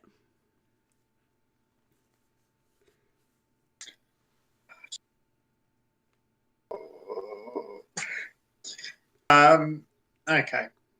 So I can't offer information. I could offer information. I could just tell her everything I know, but then I'm pretty sure the party would just kill me. Or if the party didn't, Major definitely would when he came back. So I'm going to vote for not doing that. Instead, I will.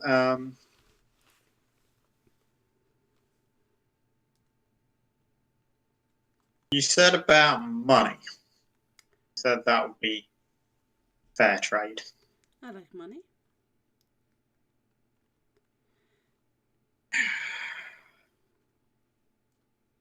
I don't have a lot at the moment.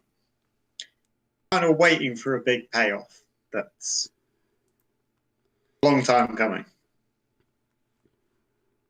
But I could. Give me a minute. I need to check something on the character sheet.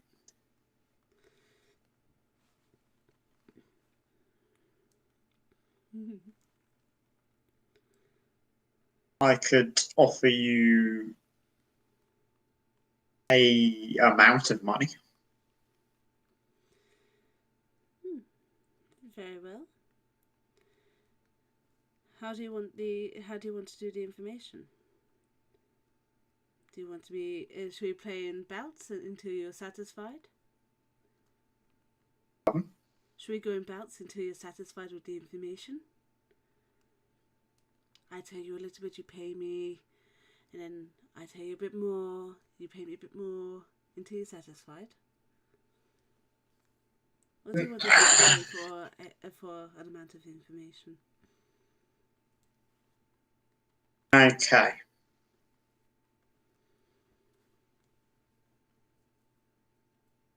I hate this so much. Okay. So, how much will 500 neon buy me? She smiles. This sounds like we're discussing something completely unrelated to information here. Very interesting time for somebody to join this stream. She gives you a smile, How are you going to convince her? Are you going to negotiate with her? Are you going to, or are you just, offering the money like that? How are you going to convince her? Are you going to intimidate her? Oh, that would be hilarious. No, I was just going to offer the money as this is my first lump sum. Okay. What information can I get for it, and then work out from that how much extra I'm going to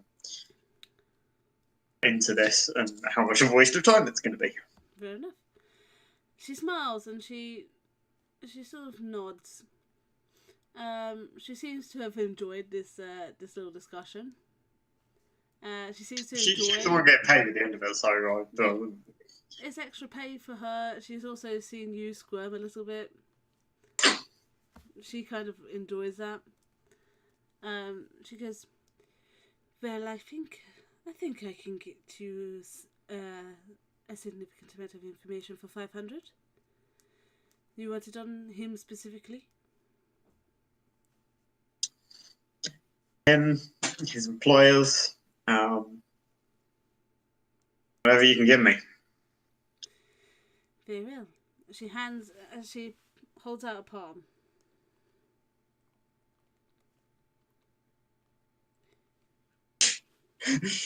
High five! I hand her a credit stick for 500 neon on it. She pockets it. It's good to know that you know that I am good for a deal. Right. So, the young... And she stabs me. Game over. Shouldn't have trusted the assassin. You're both assassins, it's fine. I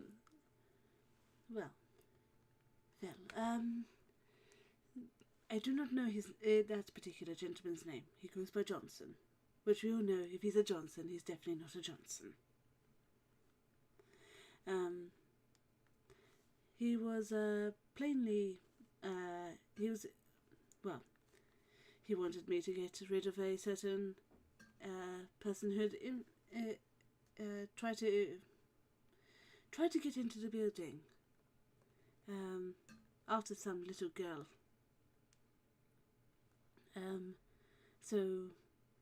Red-headed fellow who you had a minor scuffle with. Indeed. I decided not to kill him this time. It was amusing. And my employer said to neutralize him. They didn't say kill. So I took neutralization to be making sure he would not come back. I do not feel he will come back. Not unless he has lost all of his senses. And then I will kill him. But, yes. So, his employer, I can certainly tell you a little bit about him. He has nothing to do with my contract, so makes no difference to me. He is, he calls himself Professor Joseph Knowles. Very charismatic fellow. He even actually, in fact, has a PhD. Very, very clever man. Very much with their thinking. I know that's a bit foreign to some of us, but definitely a smart man. Well, on the outside, if you ever looked up his name, he's definitely clean as a baby's bottom. That's until you dig beneath that shiny surface and you realise that actually he's have you ever heard of Humans First? I've heard of Humans First. Not a fan. Crazy, isn't it? Surprising enough. Yeah, I can understand. And he He's got some affiliations there. He's not a member per se, but he's definitely an affiliate. The building over there, I have not been much inside it, but well, they've got quite a few personnel in there. There's a few scientists. There's a significant amount of security, you might say, and well, you can also say there's a few admin people. The man you just you witnessed me seeing, he's the right hand man. He's not the one in charge per se. That would be Yosef. But yes, that would be his right hand man. Do not. I would not suggest you cross him. In fact, I would suggest you stay as far away from him as possible. Is he skilled in a similar manner to you and I? Well, not quite as neat as us. Humans first. He's a member. And quite proud of it as well. I would suggest also that you stay away from him particularly. He does not like dwarfs. Right, I don't like him, so at least we can agree on that. It doesn't seem to be a particularly nice building. There's a lot of shouting and screaming and crying. A lot of it seems to be some sort of training facility or something like that. I did not get into it. I had a contract. I did the contract. I got paid.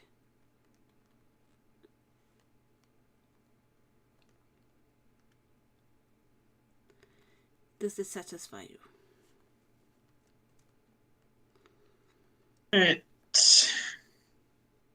Or do you have questions? I have several questions, but I am not entirely convinced that you are in a position to answer them. You can ask, and I'll see if I have the answer. She sort of tries to look like she's being really casual about it, but she sort of goes over to a wall and leans on it, even more closely drawing that coat around her.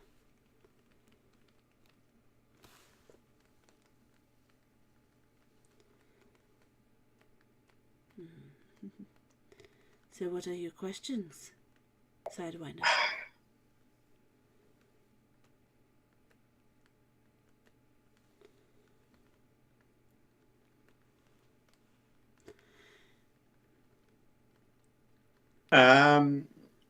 You said you'd been inside. Indeed. How did you get in? The same way the lorry came in. There's a side door. Personnel door. What's it like inside? Just out of curiosity. The light? Or what is it like? What is it like? Boring. Barren. Pretty much a grey concrete building on that side. There was quite a shiny bit off to one side, but I only knew that because I could see when a guard opened the door. The inside seems to be mostly just there for storage. Well, I was only on the bottom floor. The top floor seems to be where it happens.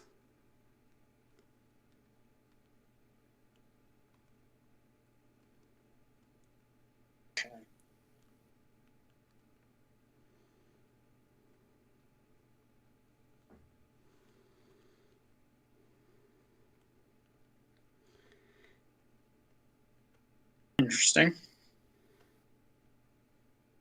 So what's your mission here?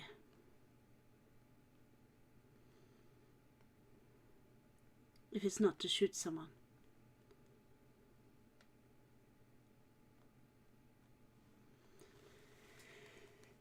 Well,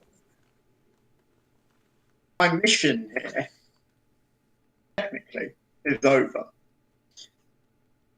But there are things going on in that building that don't sit well with me. Like what?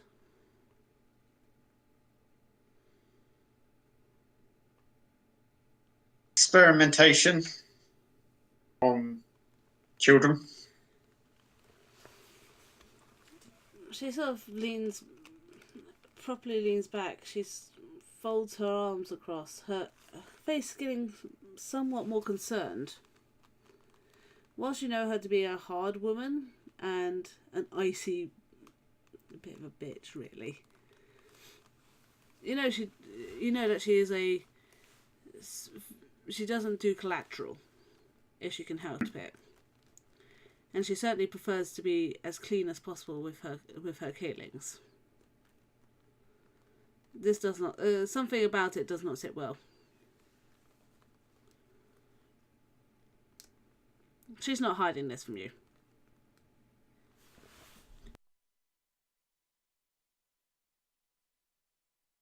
Yeah.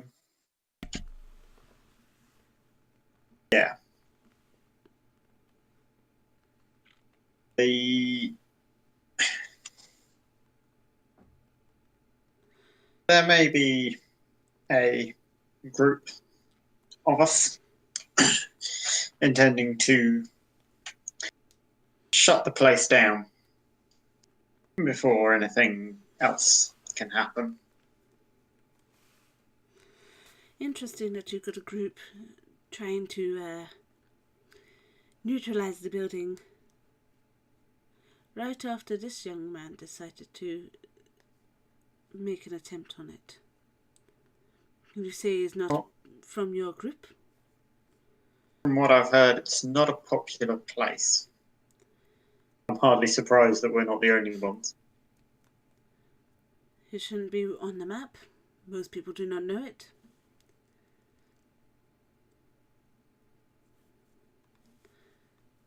Most of the word gets around. Interesting. Anyway, you had more questions. She seems to register the information, but moves the topic on fairly swiftly. Oh, damn. Just gonna bluff convincingly. Otherwise, don't do it at all because it's not speciality. Okay.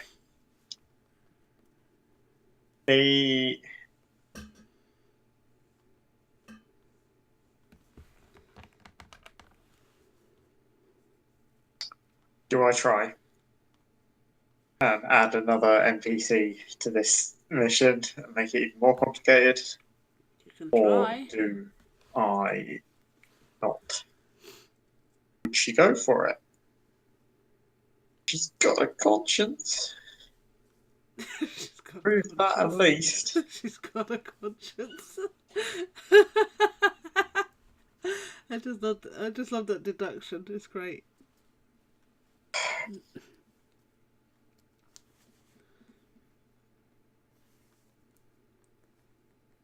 All right, we're going for it.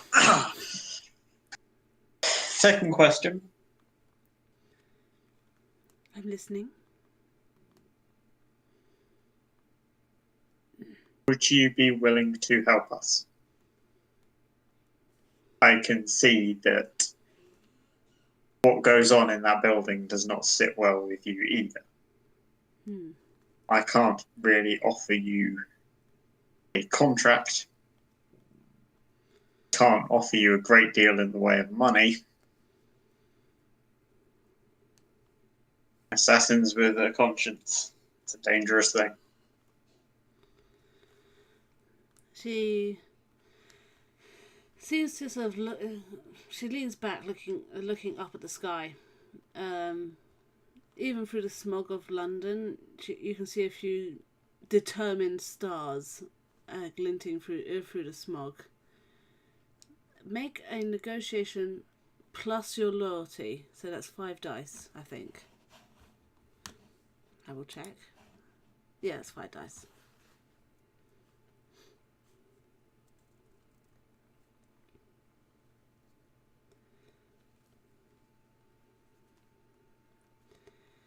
It's not bad.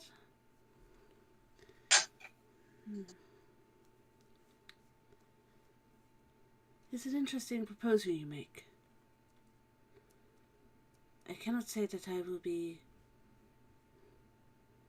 Well, let's just say I'm not running into the building and going all fighty. That's not my style. However, should your friends decide to go into the building, should some of these gentlemen lose their nerve against you, perhaps I could make sure that the cowards do not run too far.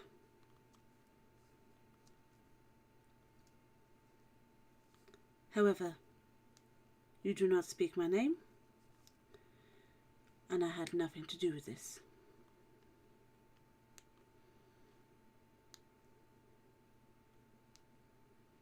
Also, if you see a nice blade, you know. I'll do my best. Is this a deal? I will be clean up, so to speak. I do not like to make a mess. Well, not too much of a mess. I made a mess of this guy. Clean up sounds good. Deal. And she sort of gets up from the wall and strides over to and reaches out a hand. The hand that was on the pommel of her sword. Ah, you shake her hand. It's interesting that we should find ourselves on the same team again. It's been too long. Should prove interesting. Now, it is getting late, and if we stick around here too long, we might find ourselves in trouble. And especially me. I need to go fix myself up. I'd recommend a doctor, but, well, I wouldn't want to compromise your anonymity in this mission. This doctor is part of your party?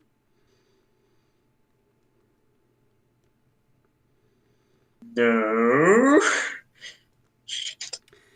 Sidewinder, you're a terrible liar. Do not worry. I do not go after doctors who are... Well, I do not go after nice, clean doctors. Only ones who piss me off. Or do things which are on my contract.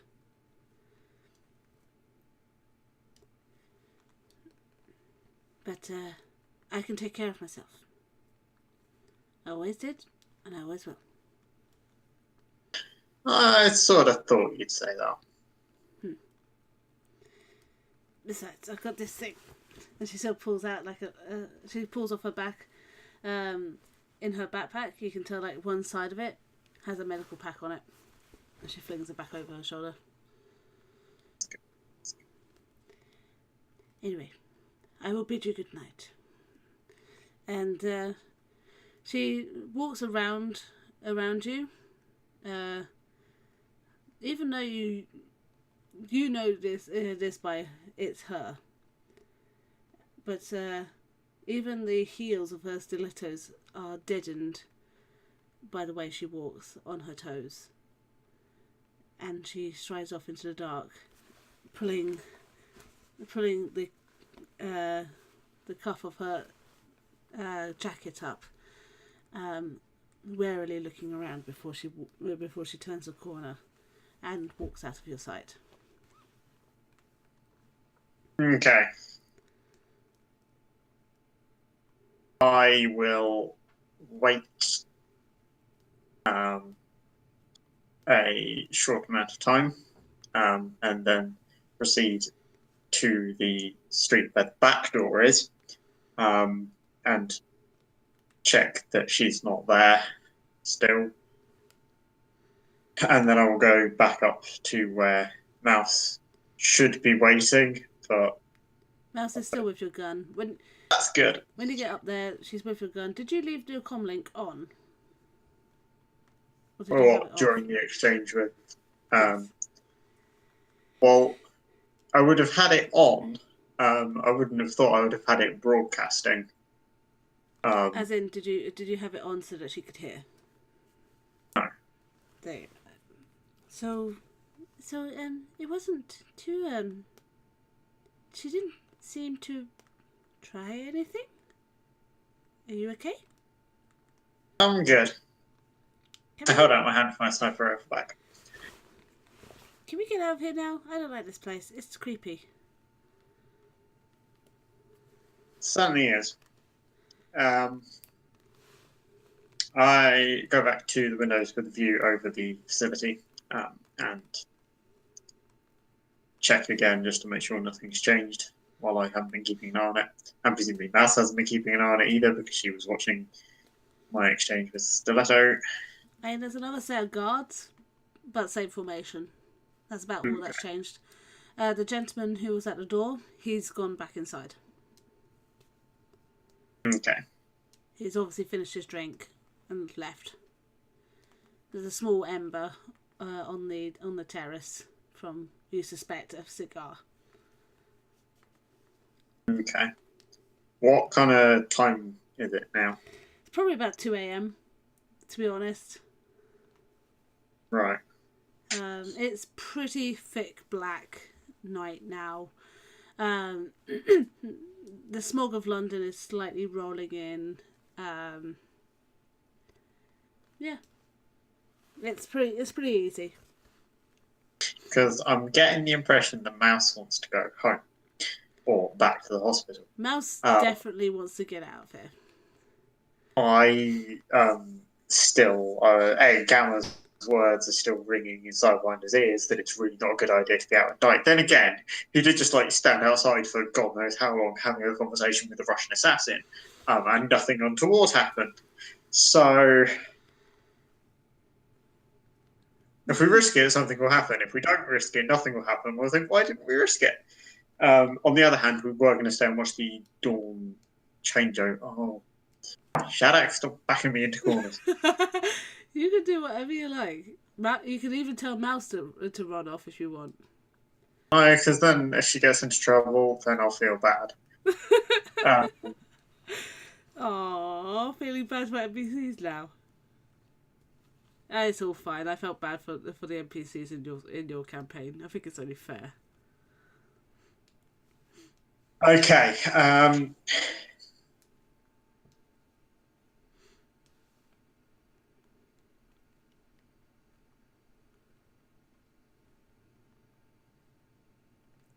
I will.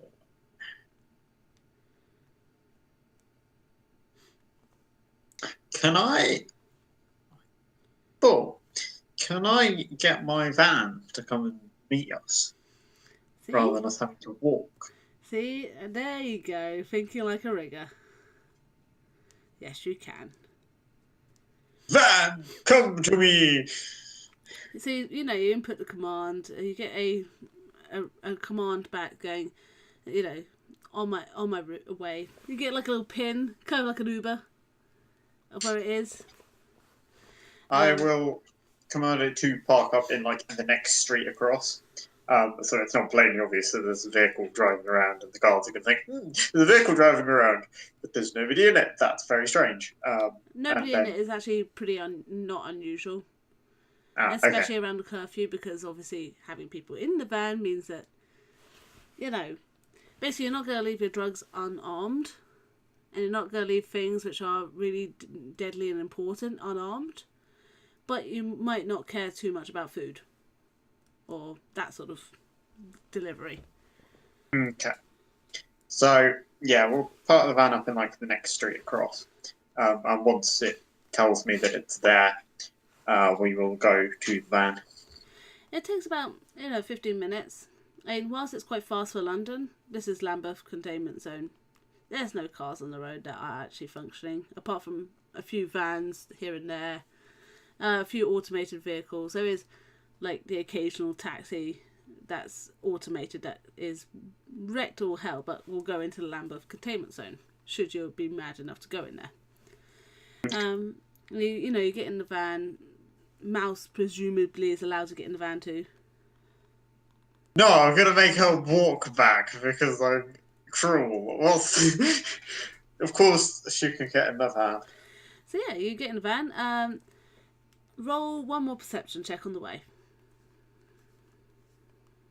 You've got your thermographic vision on. It's all good. Yep, there you go. There's the rolls again. That's what we have Sidewinder for. It's actually rolling down the street. You do see some, like, occasional. You'll see like a group of lights, which you realise is probably not a good thing to go towards. So you make a diversion, etc., etc. You're going along this road, and you see a figure lying in the road.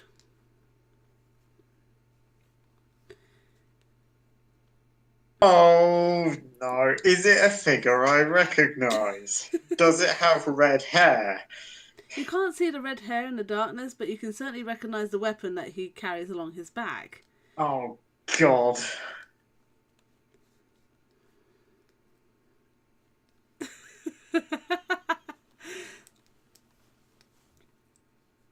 I stop the van, look at him and say, Bastion, what have you done? Actually, I know what you've done. You've had a fight with a Russian assassin and lost. He's still spluttering. He's still clearly alive. Right, okay. On my mouth, grab his legs, we put him in the van. Oh. Who is it? Who was it? Who was it? He says, spluttering through quite a significant gash across his shoulder, down from his shoulder, down his body. You can also see there's a particularly nasty cut across one of his legs as well. It was Santa Claus, Chuckles. Just stay still. We're going to get you some medical attention. Okay. And, you close up the van. This is what happens when you run off on your own. Had to get Angela. And, you make your way to the hospital. He's slowly he's trying everything in his power to stay awake and to stay reasonably cognitive. But he's just had a fight with a Russian assassin, one who is particularly good with blades. And he lost. You note in his hand there is a jeweled necklace in one of his hands. Which I recognise this jeweled necklace as belonging to anybody in particular. No, you do not. Oh, that's nice. You notice that it is a very well made, a very expensive piece of jewellery that he's got in his hand. Ah, okay, yep. And between sort of spluttering and coughing and general being out of it, words like Angela, the bastards, testing, arsehole professor, lots of Japanese words which you can't translate because you don't speak Japanese. They mean, Sidewinder, you're amazing, thanks for saving me. He sort of goes, Gamma's too slow. I don't even know how you found me. all that sort of jazz. He's sort of got a running script going on in his brain that he's trying to keep himself awake with. But that's about it. You roll up to the hospital, and with that perception check, you purposely avoided any detection. Sam, the orc, recognizing your van, and you've got Bastion probably. Do you get Bastion out of the van? Do you leave him in the van? I am going to. We would put Bastion in the back of the van, lying down, rather than trying to prop them up in a seat. First aid training, that's not a good idea. I am going to get Mouse, because she's faster than I am, because that's what she's good at, to go and get Sam out to the van, because I have this horrible feeling that he needs stabilising before we drag him inside. Yeah. Not only does I don't think I have any first aid skill at all, do I? I'm not going to default it in case I accidentally kill someone's character. And you've got 3 dice, but yeah, you're not a first aider. Mouse leaps out of the passenger seat and she goes to the front door and she yells for one of the nurses before she. But she then also does something that you haven't seen happen before. You see her run straight up the wall to one of the windows, leap in the window, and you hear Sam, get down here. Sam, wake up. Sam the orc and the nurse which Gemma had a bit of a sass battle with. They come rushing out. They pull the barely conscious Bastion out of the back of the van. The jeweled necklace falling from Bastion's hand as they stretcher him away into the hospital, into the A&E section. I will pick up the necklace. The necklace looks a bit like this, by the way. Right. Okay. Very nice. I will pick up the necklace and put it in my pocket. So is there anything you want to do now that you've gotten Bastion back? You've had your very interesting encounter with Stiletto. Yeah, thanks for that. I couldn't resist. It was too easy. Also, watching you cringe a bit was amusing. I don't know. I mean, in terms of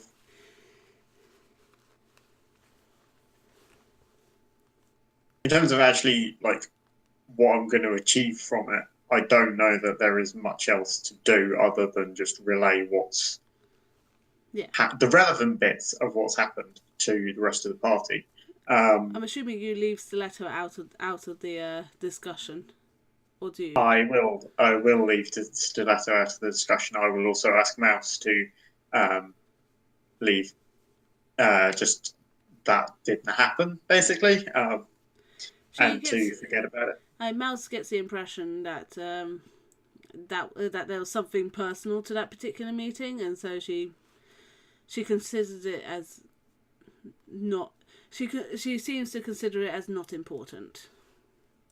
So as you finish, relaying the information, Mouse just walks over to one of the mattresses and flops into it.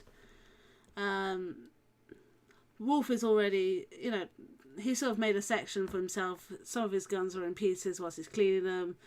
Sounds like him.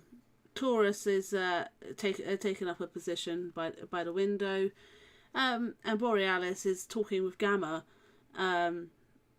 They seem to be having this very in-depth discussion silently. You can tell they're having a discussion. You can't tell what they're talking about. I will assume it's tech-related stuff and leave them to it.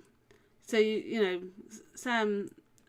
Twitchy, the sort of organizer, the cleaner, the one who is a bit of a housekeeper for this hospital. He comes up and he drapes a blanket over your shoulder. You notice just sort of shaking his hands. He's like, you better get some sleep. Is Bastion going to be all right? Sam's pretty good at what she does. He does. No, she's a she today. She's pretty good at what she does, and she's got an assistant who is nearly as good as she is. He will be fine. He will be duct taped to that table because there is no way Sam is going to let him go anywhere at all. But he will live. Okay. Good to hear. This gentleman's about maybe 60. He's a very much older gentleman, seemingly doing what he can for the community type gentleman. And he pats you on the back again. He goes, "Go get some sleep. If anything happens to Bastion, I'll come and tell you." Okay. I'd appreciate that. Thanks. He hands you a sandwich and leaves. It's another bacon sarnie that he's wrapped in tinfoil. Oh, they're looking out for me. Twitchy's awesome, okay? Twitchy's awesome. So yeah, so you settle down for the night on one of the mattresses. It's still quite a hard mattress, but it's the best they have.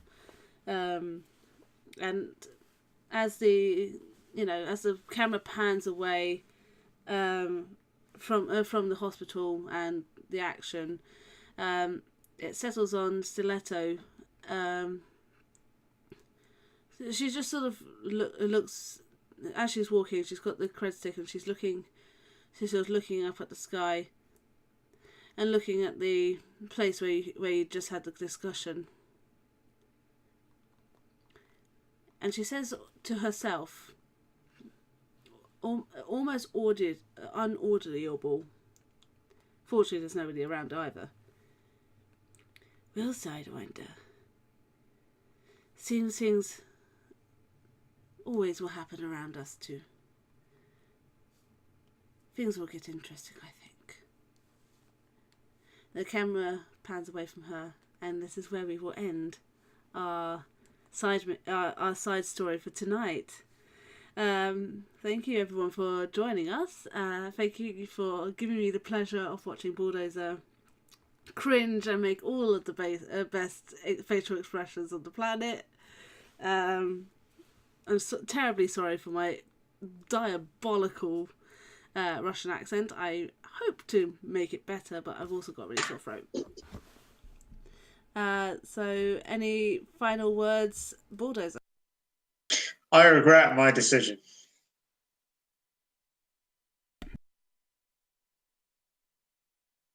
I am pretty sure I may just have got at least one member of our party killed, if not more. But hey!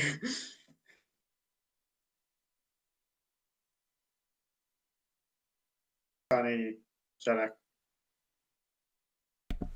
If you're referring to Bastion, I think you're okay. So far. So far. Well, okay. It's kind of rude to kill off somebody else's character when they're not there. So. Yeah, I mean, I'm a bit concerned about just the whole mission in general. Oh well, we'll have to live with it. I'm sure I've made my choice. I apologise to the party in advance if this backfires horrendously. I'm pretty sure that you guys can handle it. I'm pretty sure. And on that note, good night from me, from Bulldozer, from the rest of the team who are stuck in traffic, snow, in red zones of hellfire, all that jazz. And we look forward to seeing you on the road to chaos next week when we officially start the main mission things could get explosive. See you on the road to chaos.